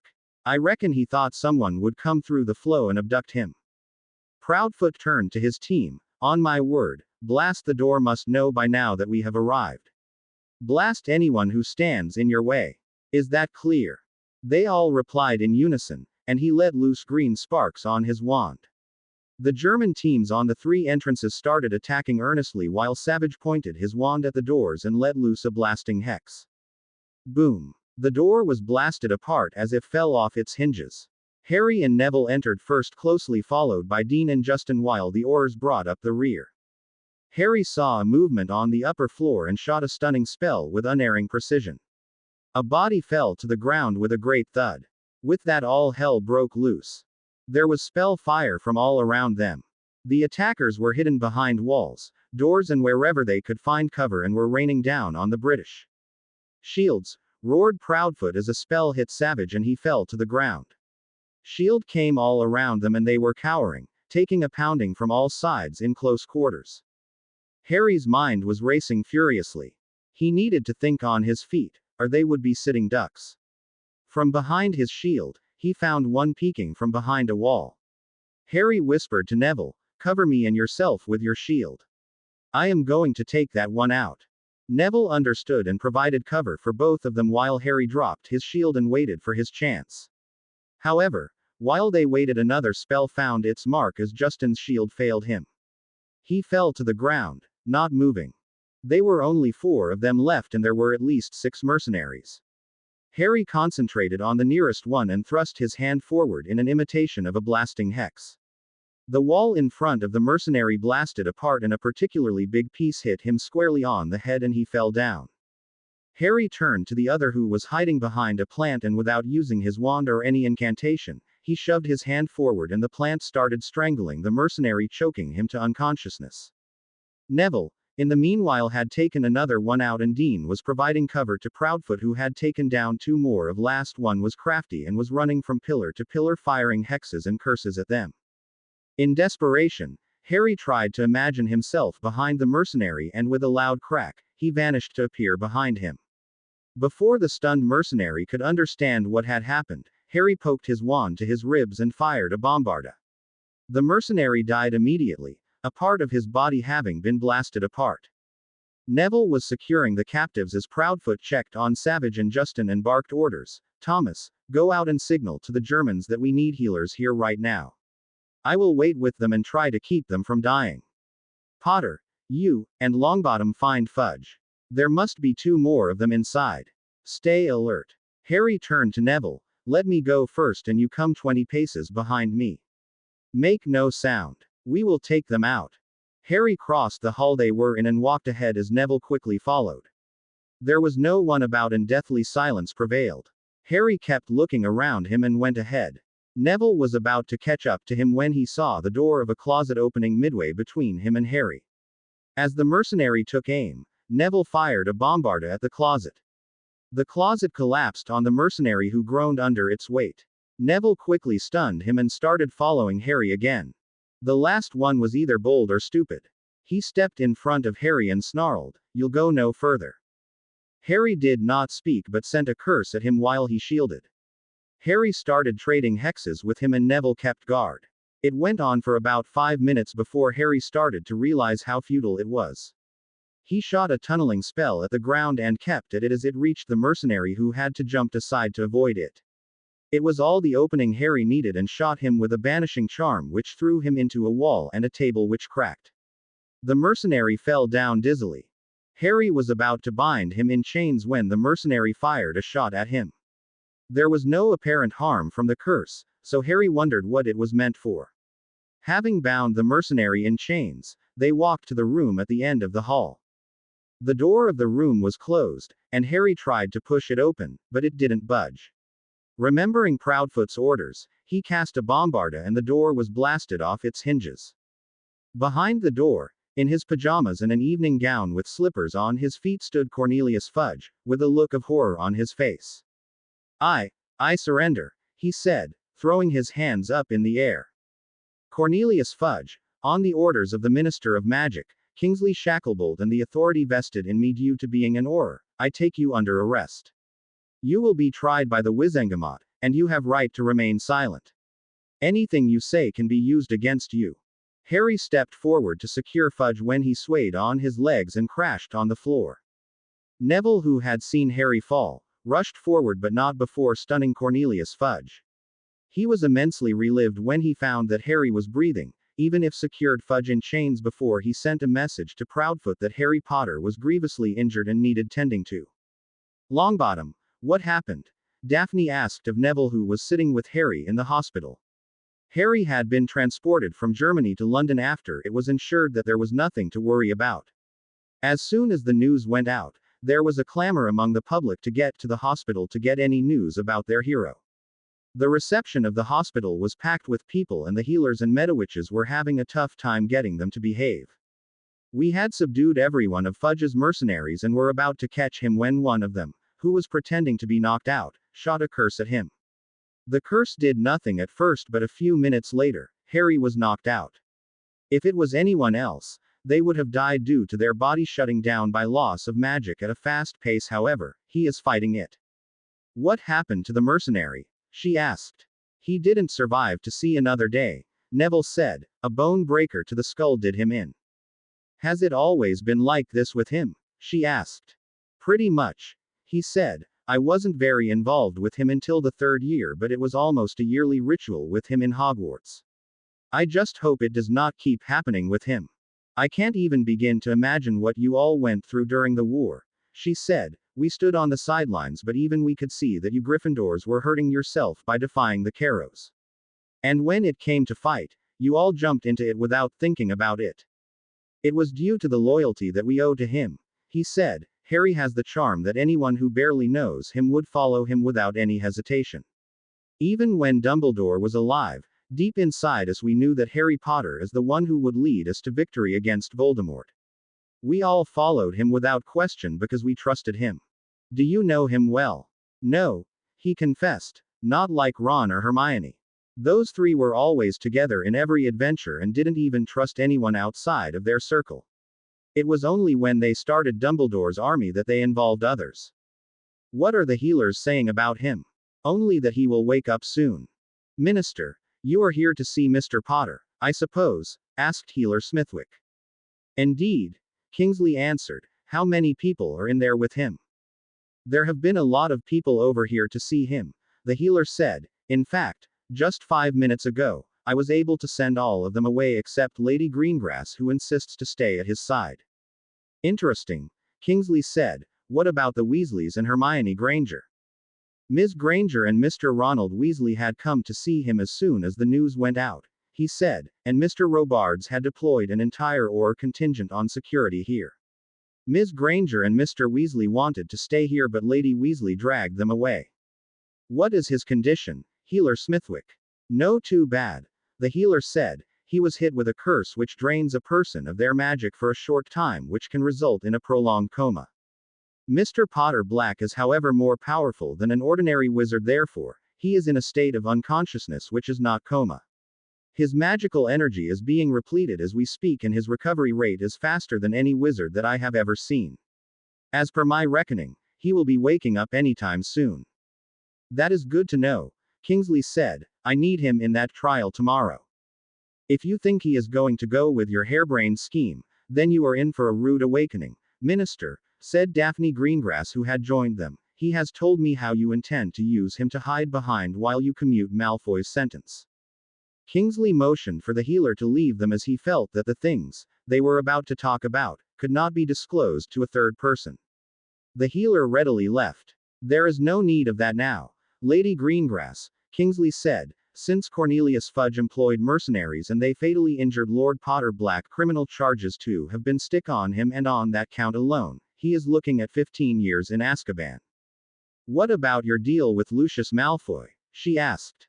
In the light of the recent events, I had a chat again with him and we came to a new understanding, Kingsley said. He has agreed to take life sentence in Azkaban but in a minimum security wing away from the Dementors in exchange of the help that he is willingly ready to provide. That is a Slytherin move, Minister, she said. Very well, I will talk to Dowager Longbottom and we'll see if we cannot come up to an understanding. Take care of him. Lady Greengrass, Kingsley said as he was leaving. He has given a lot to our world without getting anything in return. He needs someone to be there for him as he has always been there for us. I think you got the wrong impression, Minister, she said. He is not alone. There are hundreds of people out there who would willingly jump in fire for him. That was not answered because the minister had left already. Welcome to the world of living, said Daphne when she found that Harry had woke up when she returned in the morning. The healer had sent her home the previous day when the visiting hours were over.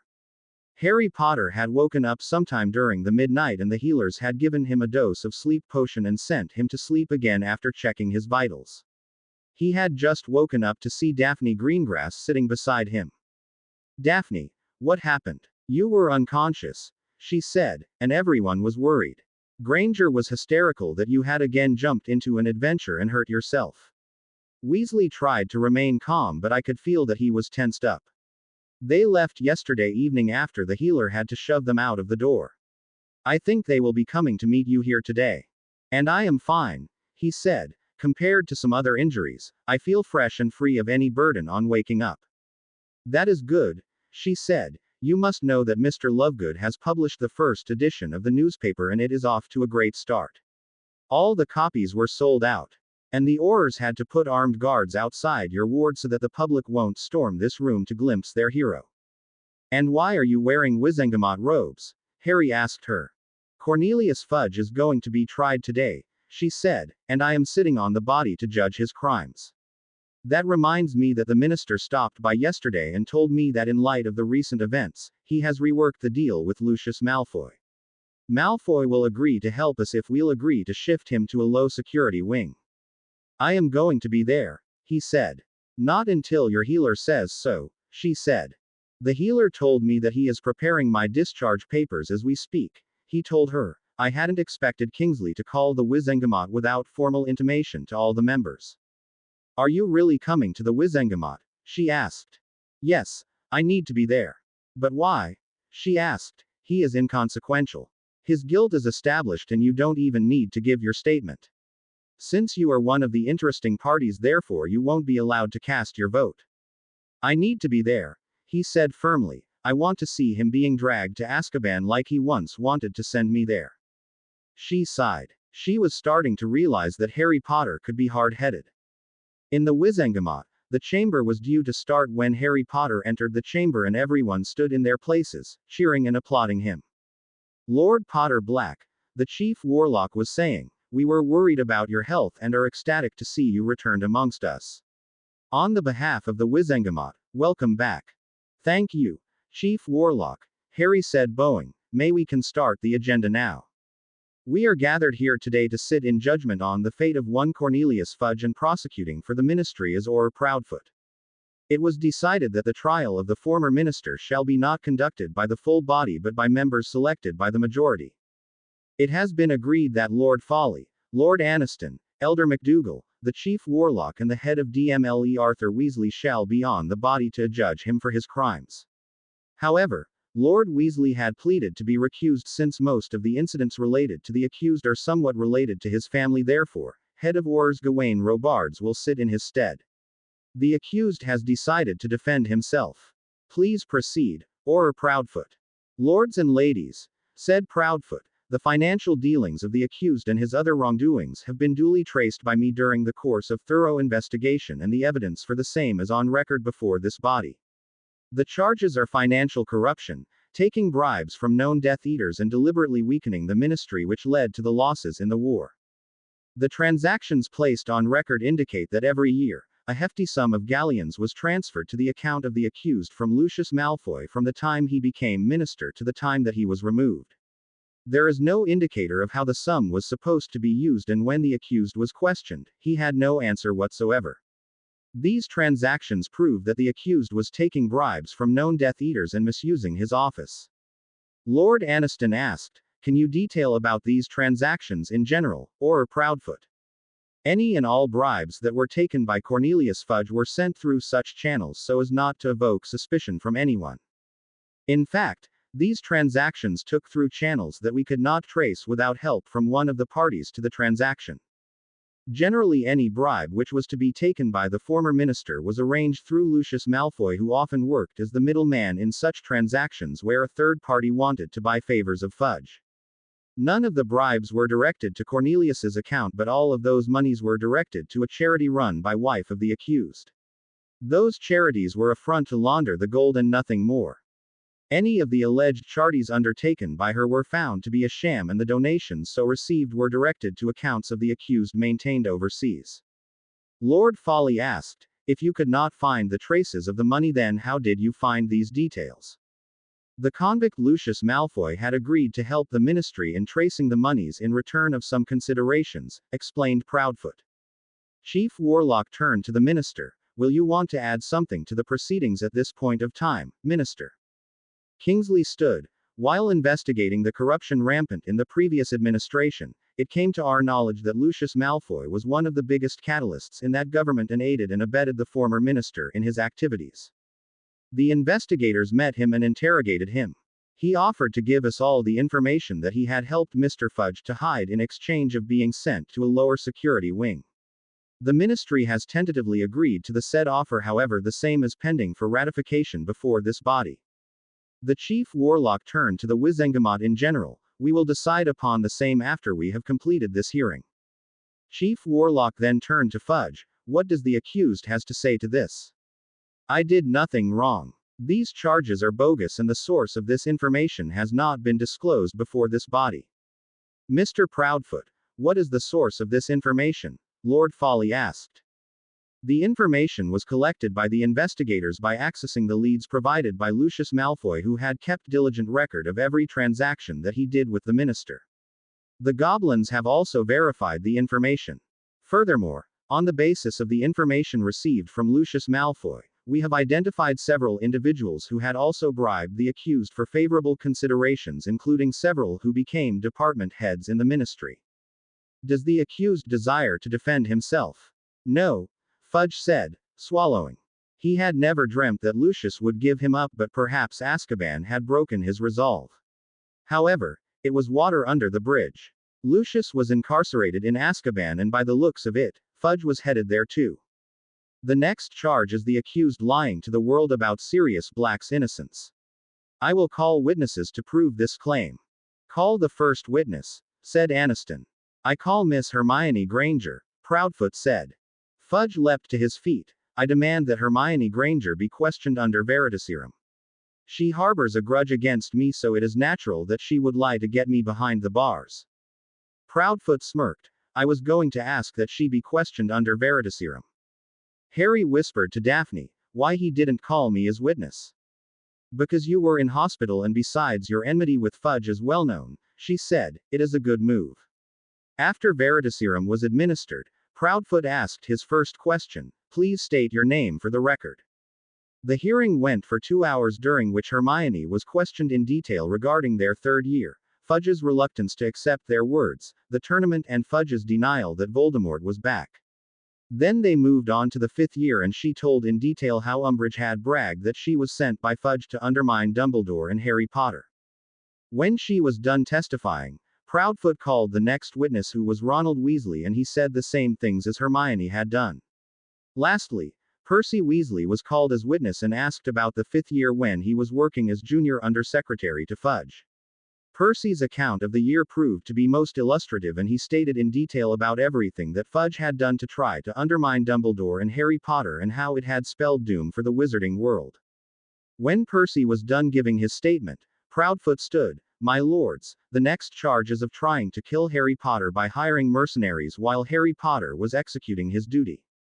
Fudge was ashen-faced and he stood shakily. "My lords, I wished to enter into a plea of guilty in exchange of a lighter sentence." Chief Warlock turned to the minister. "What does the minister say to this?" Kingsley looked into the crowd and his eyes met with Harry for a briefest moment before he said, "We accept his guilty plea and I request you all to decide his punishment." They retired for brief lunch and when they reconvened after 30 minutes, Chief Warlock turned to the chamber. "This body finds Cornelius Oswald Fudge guilty of all the charges and sentence him to 15 years in a minimum security wing in Azkaban." Afterwards the Chief Warlock turned to the minister again. "Now minister, it is time that you give an accounting of the deal made with Lucius Malfoy to secure evidence against Cornelius Oswald Fudge." Lucius Malfoy had offered to give evidence against Cornelius Fudge in return of the commutation of his sentence to 10 years of imprisonment and incarceration in minimum security wing of Azkaban. However, after the attack on Orr Potter, we managed to negotiate the same and we have agreed to imprison him in the minimum security wing of Azkaban. "And why the same was not put before the Wizengamot before this was done?" Harry asked. "Because the same is within the executive powers of the minister and the DMLE, which was also done in the First War and not to be put for a vote before this body," Kingsley clarified. "After the First War, one Igor Karkaroff was pardoned after giving the identity of the Death Eaters who were responsible for torture of Frank and Alice Longbottom." As Harry was exiting the chamber, a wizard approached him. "Mr. Potter, I am Barnabas Cuff, editor of the Daily Prophet. Can I talk to you about the legal notice that has been sent to me on your behalf?" Harry harshly replied, "I have no time to waste with you, Mr. Cuff. Talk to my lawyer." Cuff tried to say something else, but Ron, who was following closely behind, came between them and growled at Cuff, "You don't understand anything. Harry said he doesn't want to talk to you. Be gone or I will get the orders." They apparated as soon as they stepped out of the ministry and appeared in Potter Manor, where his three elves threw themselves at him. Harry hugged him and then said, "Prepare lunch for the guests and open the private dining room."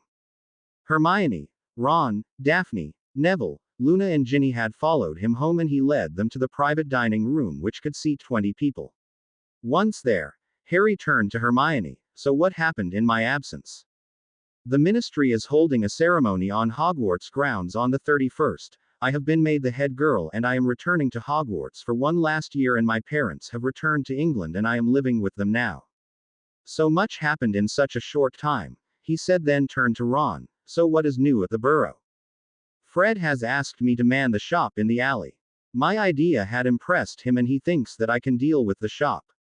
I am working like crazy to manufacture products so that we can open by September 1st. Percy has again moved out to London in his flat and I have been approached by Chudley Cannons. I am going to the tryouts next week." "Wow, mate." Harry grinned. "Good for you. But I will expect free game passes if you are playing for the Cannons."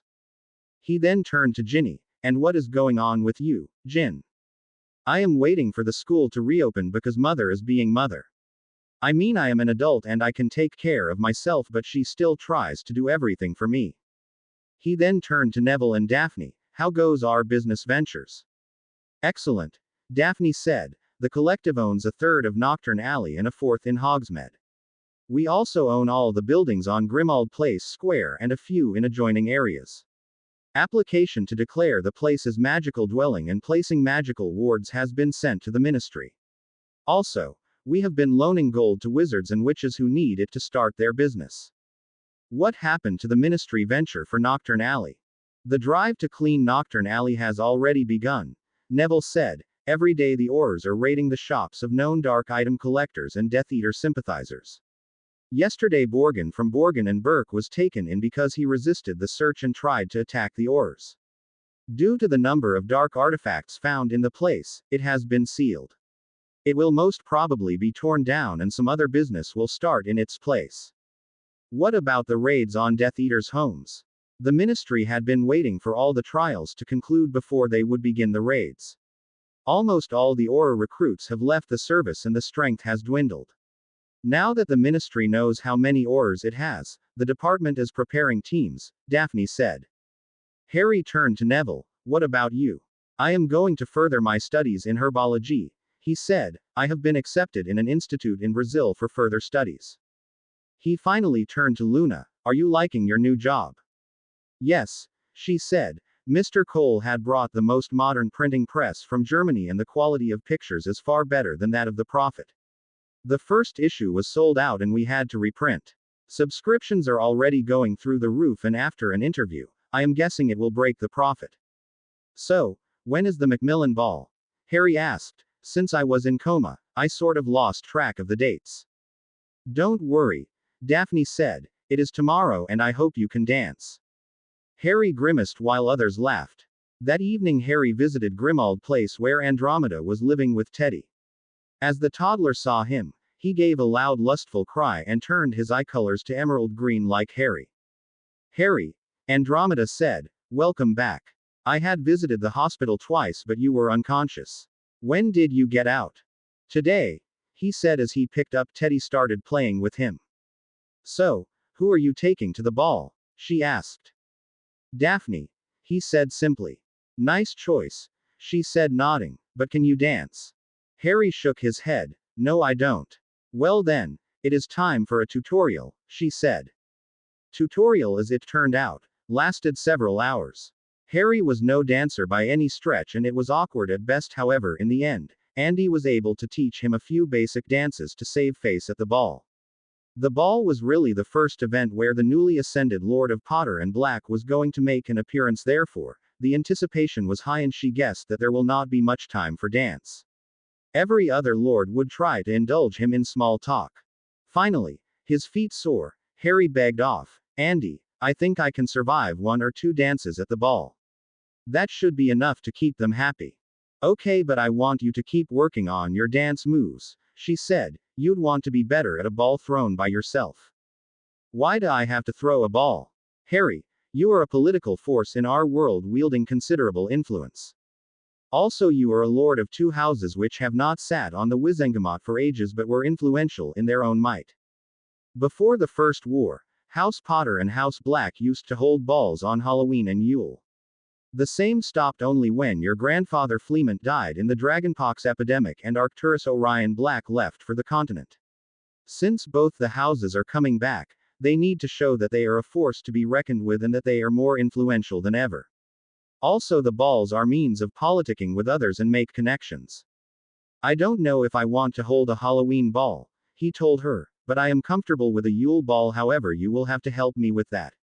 She grinned. Of course, I will get sample invitations for you in the next few days. Now I want to talk about the party. What party? Your birthday party, she said, and there is also the fact that the ministry is going to award Order of Merlin on that day to many individuals including you. But Andy, I don't want any award, Harry protested. You know I don't like these things. She took a big sigh. Harry, you as well as I know that you don't like any awards, but you cannot reject them. It will make you look arrogant and the same fact will be caught on by others and they will use it to malign you further. Also, you have a considerable influence which would be helpful to us in the long run, so don't refuse any award or recognition given to you by anyone. Whatever Andy said had a profound impact on him. Yes, it was not proper for him to reject the Order of Merlin without looking arrogant even if he did not want it. He wanted to change the society as a whole, but that would not be possible till he was in a position where he could dictate them to their whims. The alliance was useful to him in that, but it could also prove to the impediment in way of many of the reforms he sought. He had remembered something that Dowager Longbottom had told them when she was proposing the alliance to them, and as such, he had started taking steps in that direction. On the sly he had met a few members of the Wizengamot before he went after Fudge, and to his relief their views aligned with his. On the day of the ball, Harry was waylaid by his elves led by Creature. The ancient elf croaked in his high-pitched bullfrog voice, Master be coming with Creature. What happened, Creature? Creature be readying Master for the ball, the elf proclaimed. But Creature, I can get ready by myself, Harry said, but the elf was not listening. Finally left with no other option, Harry proceeded to the bathroom. First Mipsy tackled him to a chair and started sniping at his hairs. His hairs were cut in a fashion meanwhile Creature cut and shined his nails to perfection. After that he was allowed to take bath. The elves had filled a tub for him with foam, and as he washed, they cleaned him so thoroughly that he felt raw. When he went to get ready, they had a dress ready for him. There was a shirt of cream color and colored trousers. Then there were dress robes of turquoise color which went with it, and there was a belt of dragon leather with a griffin-shaped buckle for House of Potter. The cufflinks of his shirt were in the shape of the crests of Black and Potter. After he was ready, the elves allowed him to go. He went to the flow and throwing a pinch of it in the flow, he called, Greengrass Manor. A few seconds later, he was in the entrance hall of Greengrass Manor where Astoria was in the entrance hall. As he stepped out, she pointed out, "You are late." "Blame it on a couple of rabid elves," Harry said. "According to them, I couldn't go to a party looking like street urchin." She giggled. "You have good elves. Their taste in clothing is good. I bet Daphne will be impressed." "I don't think I was aiming to impress anyone," Harry said. "Doesn't matter," she said. "Daphne notices these things." "I'd rather that you don't speak whatever you think about me, Tori," Daphne said. "Shall we go, Lord Potter Black?" Harry presented his arm to her. "As you say, my lady." When they arrived in the ancestral house of the Macmillan, a wizard who was in the flow chamber, bowed to them before announcing loudly, "Lord Potter Black and Lady Greengrass." Ernie rushed forward grabbing Harry's hand. "Welcome to Macmillan Manor, Lord Potter Black." He then bent on Daphne's hand and pretended to key her knuckles. "Lady Greengrass, welcome to Macmillan Manor." The party was in swing and there were guests on the dancing floor where Daphne was leading him. In balls such as these, it is customary to dance at least once before you go to dinner. Harry nodded. "Andy told me the same. So, Lady Greengrass, can I have this dance?" She nodded. "You may, my good sir." He led her to the dance floor and they danced to the slow tune of the band. In his own opinion, he was doing perfectly well and this showed. Daphne was saying, "I remember that you were a disaster at dance. I mean we all saw the performance that you put on the Yule Ball at the time of Triwizard." Harry snorted. "Disaster is putting it mildly. My entire participation in that tournament was against my wishes, so I decided that I was going to do the bare minimum. I had never learned to dance and Parvati was a very decent date who did not complain once. I can sense there is some improvement," she said. "Care to tell me how this came about?" "Actually, Andy taught me a few basic steps so I could dance and not make a fool of myself," he said, "but she has told me that there is a lot more that I have to learn before the Yule Ball." Yule Ball. Andy told me that Potters and Blacks used to throw balls on Halloween and Yule in the past before the First War. I can't throw a Yule Ball for obvious reasons, therefore I told her to make preparations for a Yule Ball. She nodded. "Talking about Andy, I received an invitation about your birthday from Regent Black. Any idea about that?" "What? I had no idea that she has even sent the invitations. I mean, she told me just yesterday that she is organizing a birthday party for me." "Can I borrow your date for a dance?" asked Ernie. Before Harry could reply, Daphne said, "I didn't know that you were into such things too. Does Susan need to be worried that you want to dance with my date?" Ernie coughed in surprise and sputtered, I don't mean that." Daphne was laughing. "I know and I am sorry, Lord Macmillan. So, what about a dance?" As Ernie led Daphne away, Harry was approached by Lord Folly. "Lord Potter Black, I have a proposition for you." "As I see, it is not a place to conduct business transactions, Lord Folly," he said, "but I can agree to a meeting at Potter Manor tomorrow. The flow address is Prong's Palace. I will reach out to you tomorrow at 12 inches, Lord Folly said. "There are things that we need to talk about. Your father was a dear friend of mine and we were working on changes together that we plan to introduce gradually. I will be most pleased to welcome you in my manor." As Folly was indulged by another guest, Harry was approached by Felix Rosier. "Lord Potter Black, I have been meaning to reach out to you." Harry nodded and spoke out of the corner of his mouth. "Is there any progress on the front that we discussed about a while ago? I must say that the time is opportune for us to make the strike while the iron is hot." "I have made the necessary preparations," he said. "Have you managed the support necessary?" "Of course, I have," he said. "I know it is going to be long drawn out battle from here, but someone has to fight the good fight. This has gone on long enough," Felix said, "and if allowed to go any more, it will lead to stagnation and ultimately death of our society. 2 wars have pushed us back while our neighbors are making progress by leaps and bounds." After that, Harry went to reclaim Daphne from Ernie and they danced for some time before she was asked for a dance by Neville while Harry got Ginny. "You know, I didn't even recognize you at once," she said. I mean, you look like royalty in these clothes. Harry snorted. Creature kept me captive while he worked on me. It isn't as if I had a choice in it. She chuckled. At least someone is keeping you in line. Where are Ron and Hermione? He asked. She pointed to a corner. There they are. Ron couldn't dance and Hermione's shoes conveniently started troubling her, so they have commandeered a table for themselves. Harry grinned. If it wasn't for Andy, I would have been the same. The ball was a success and Harry personally met all the members of the Wizengamot who had been invited, including Kingsley. Kingsley, what about the students who were torturing students last year at Hogwarts? Robards has made a list.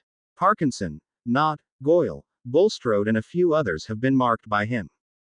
Knott. As in Theodore Knott, the Wizengamot member. No, he said. Thaddeus Knott, his cousin who was a year behind you all. Theo Knott had been cleared of all wrongdoing. The ball went till late, however Harry excused himself within time, saying that he had to go to the office the next morning. Leaving Daphne at Greengrass Manor, he returned to Potter Manor.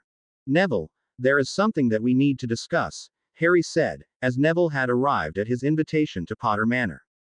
What is it? This is something that needs to remain a secret between me and you for the time being, Harry said seriously. Do you remember the news article which stated that our population is at an all-time low?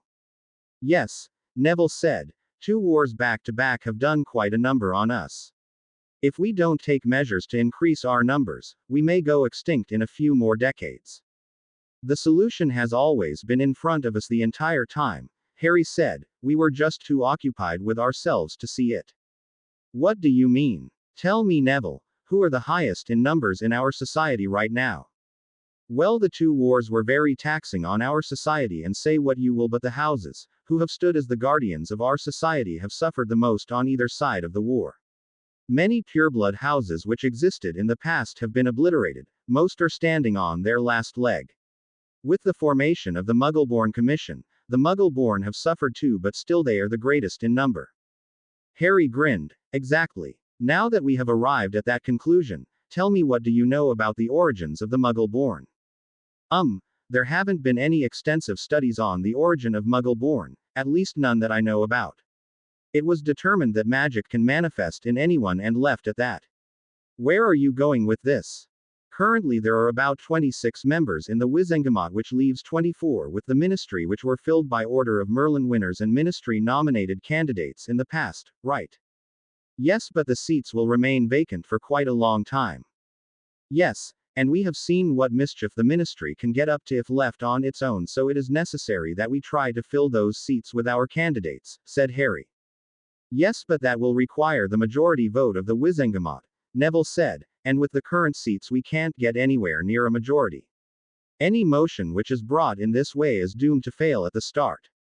I know that the old guard which is still present in the ministry will fight every change tooth and nail, Harry said. Your Gran is a formidable woman, a true politician, but she is one of the old guard.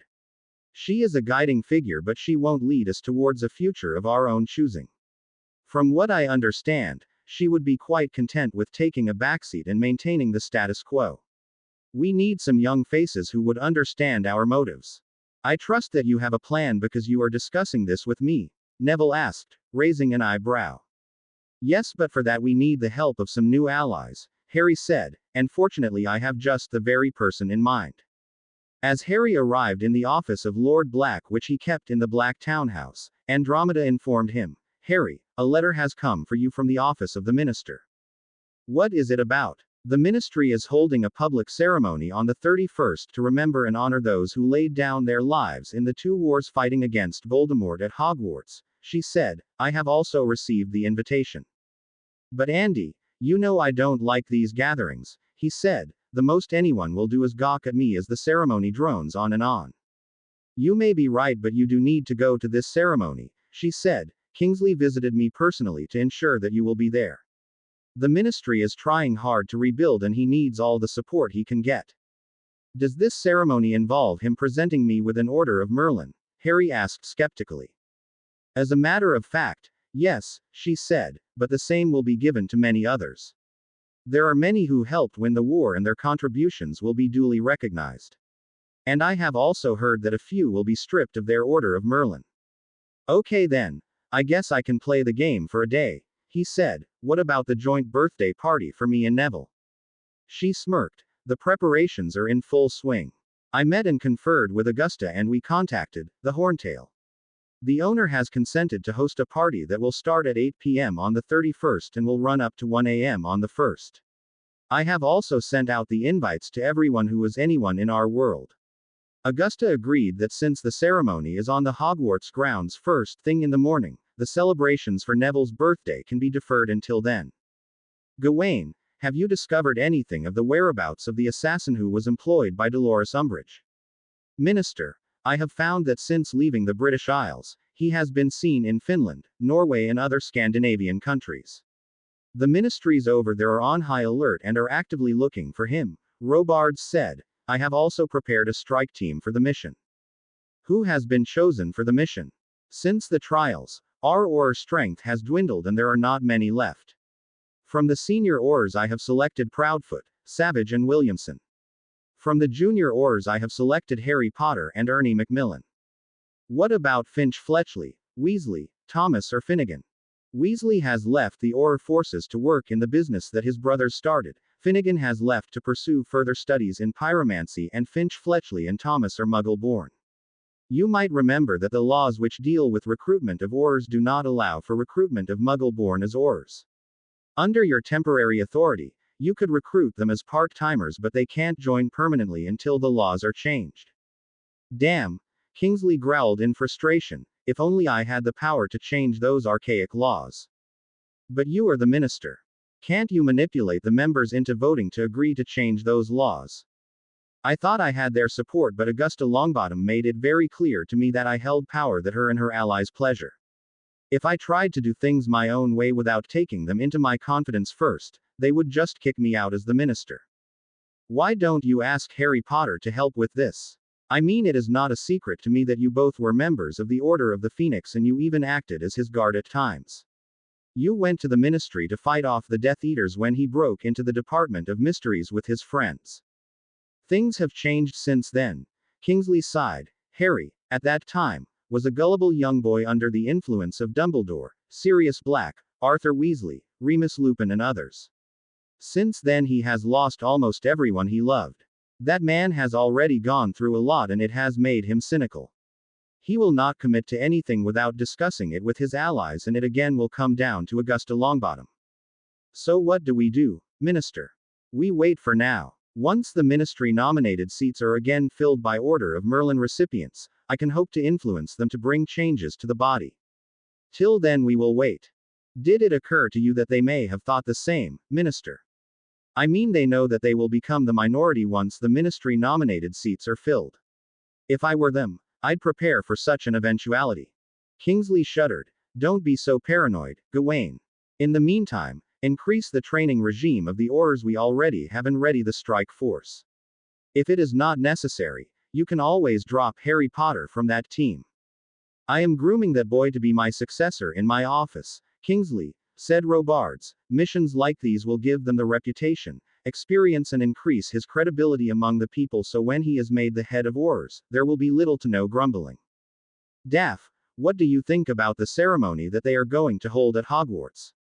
I think it is important that we remember what we have lost for the freedom we have, the people who have died fighting the Death Eaters so that we can see a new world.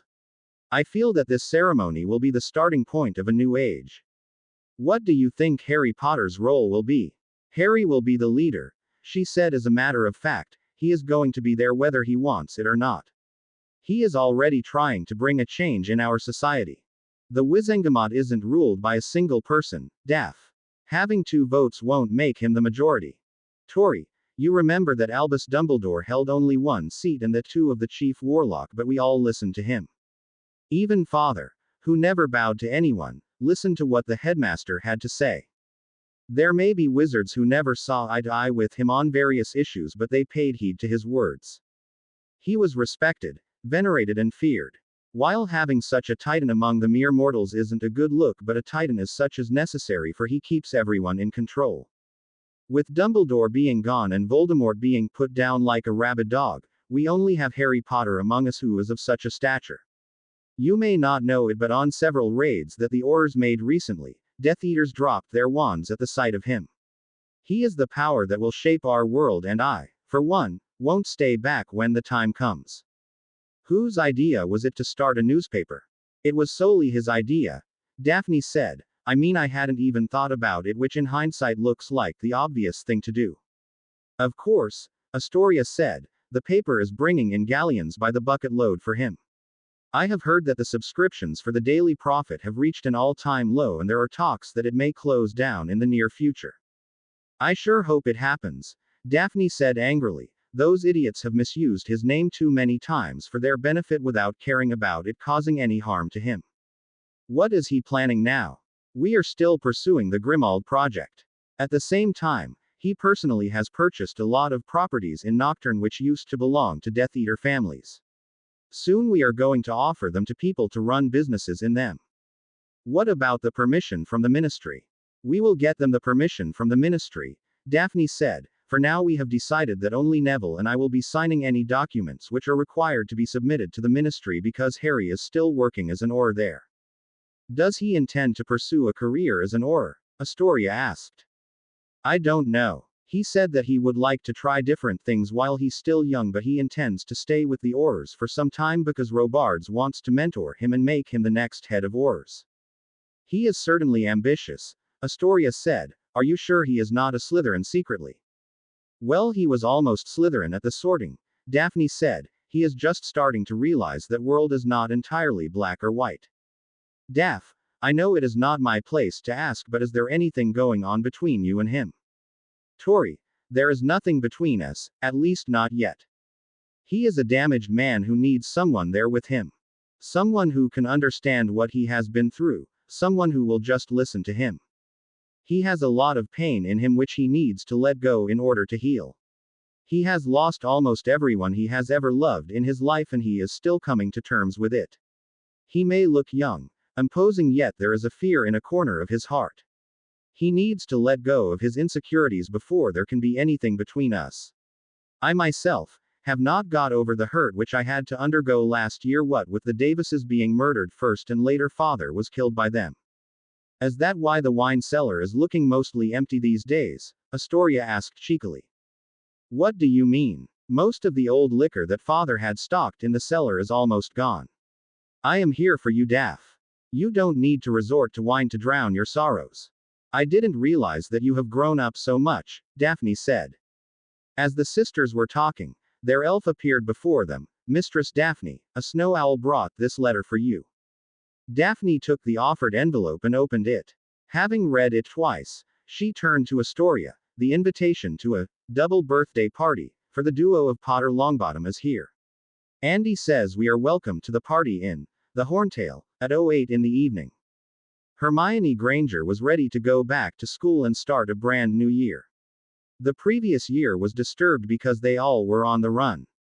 This year, she was hoping for a peaceful, happy year because the trouble magnet Harry Potter was not there. Yes, Ronald had also decided not to return to the castle, but he was getting into business headfirst.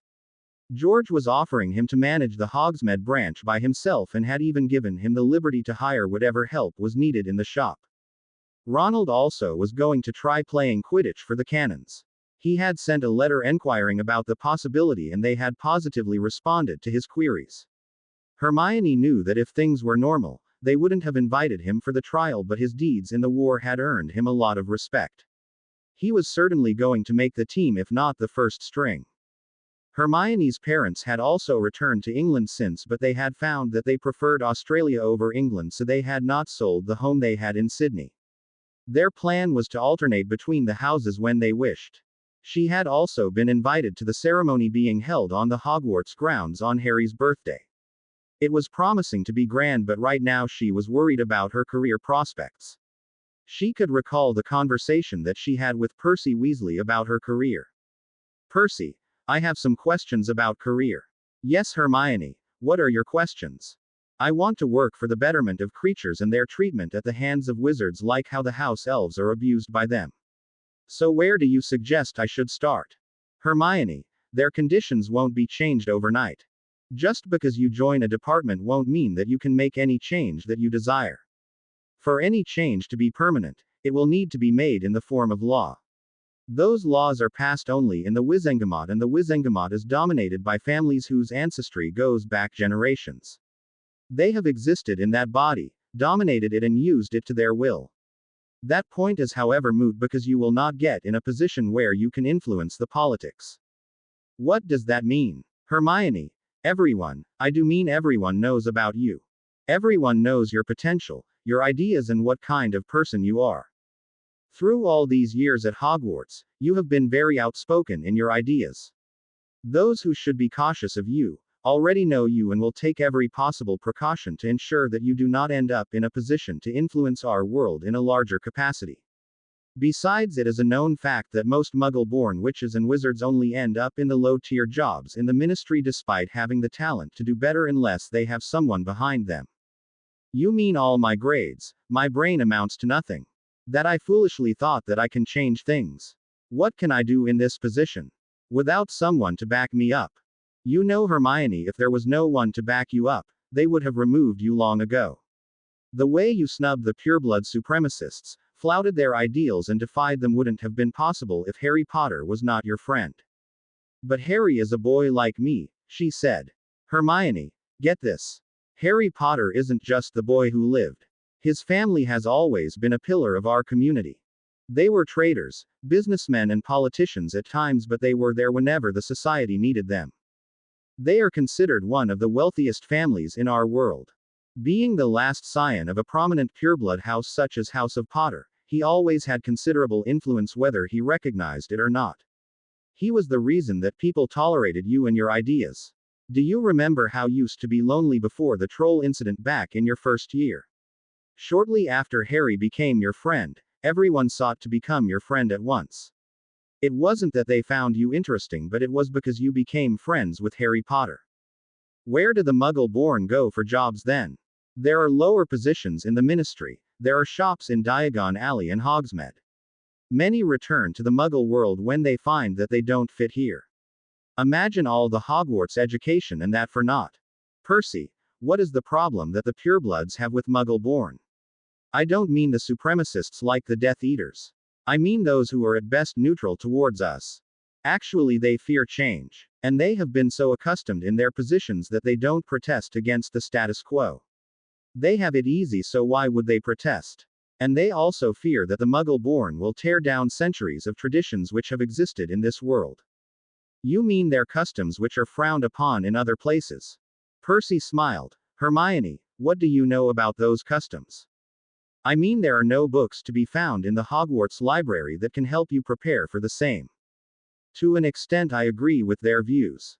Muggle-born students join this world having a Muggle upbringing and find a world entirely different from their own. This world which has existed parallel to their world and has its own customs and culture. However, Muggle-born students generally do not take the time to learn why these customs exist in the first place, and they start painting everyone with the same brush due to the actions of a few people like the Malfoys. This breeds resentment in the minds of even those pureblood who don't support Voldemort's ideology. I think the Muggle-born must be taught about this world before they are asked to become a part of it. That way, there will be fewer clashes between them. The talk with Percy had left her thinking. She had only wanted to ask him about her career choices, but he had told her a lot of things that she hadn't known otherwise. It had also made her think that despite being a war hero, she would be treated as nothing. Then she remembered Remus Lupin, who was treated as a diseased person when it had become known that he was a werewolf. No matter his past accomplishments, no matter his heroics in the First War, or that he was the best defense teacher, everyone scorned him. She would start thinking about career avenues in the Muggle world if she must. Neville's birthday party in Longbottom Manor was celebrated amid much fanfare. He had invited all of his friends, including those on the Wizengamot, and everyone had responded. The Dowager Longbottom glowed with pride at her grandson, who was earning a name for himself much better than his parents ever did. The party was simple considering his stature in the society, but everyone knew that the real party was going to happen the next day in the Horntail, as the invitations received by them said. There was a lot of food, dancing, and fire whiskey at the party, which went till late and was showing no signs of breaking up when Neville himself had to announce that it was over. The wizard who had presided over every funeral after the Battle of Hogwarts was the presenter for the ceremony at Hogwarts. Fellow witches and wizards, we have gathered here today to honor those who made the supreme sacrifice for wizarding Britain. The two wars with Voldemort were costly to our society and resulted in the deaths of thousands of witches and wizards. Entire families were wiped out by the megalomaniac who cared nothing about blood but his own goals. Those who still think that he was a champion of the pureblood cause should be ashamed to know that he was a half-blood. His father was a muggle and his mother was a near squib who never attended Hogwarts. He never even cared about his followers. Many died in his service and he never cared about them. He was a fanatic who was a threat to everyone. Those who fought against him knew the perils of doing so and yet they fought. They were killed at the hands of the followers of that vermin yet kept their heads high and proud. Today we have gathered here to remember all who died for us, for our world and to convey our thanks to them. This memorial which has been commissioned by the ministry contains the names of everyone who died in the two wars fighting against Voldemort and his ilk. I now invite Minister Shacklebolt here to unveil the monument and address us all. Shacklebolt took the stand. The losses that we incurred were too many. Young children who should have grown up to old age died in the battle. Too many innocents became the kindling in the battle of hatred wrought by that vermin. I don't want to sully my tongue with either his made-up name or his birth name. He is not worthy of being remembered for his deeds, but let his end be an example to those who think they can oppress others' freedom and liberty.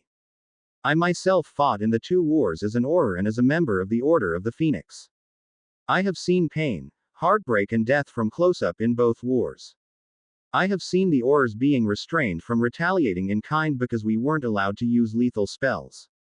I have seen idiots like Fudge who caused hundreds of deaths with his policies. And I have also seen the new dawn which came after we put him down like a dog. Since then we have been trying to remake our society better than it was before.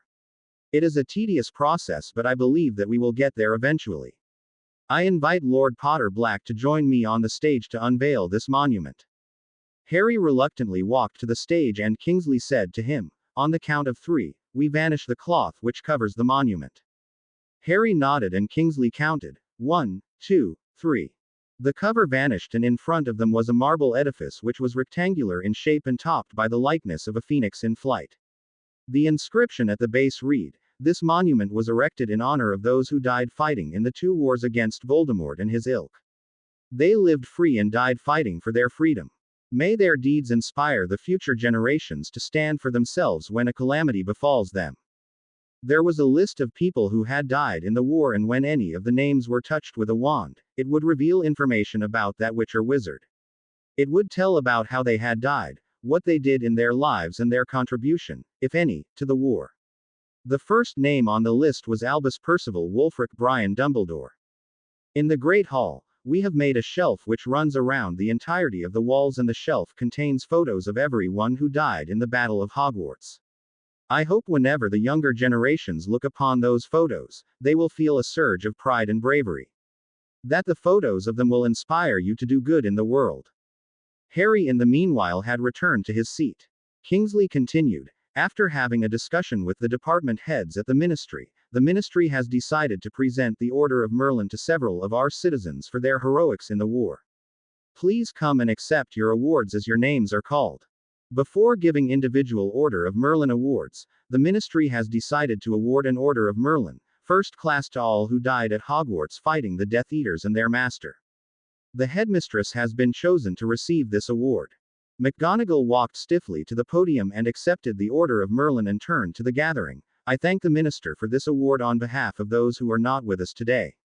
It was a horrendous ordeal for us, but they persevered and came out smiling. They will never be forgotten by us who remain. I hope we will remember their sacrifice and cherish this freedom which we won at the cost of the lives of those who fought for us."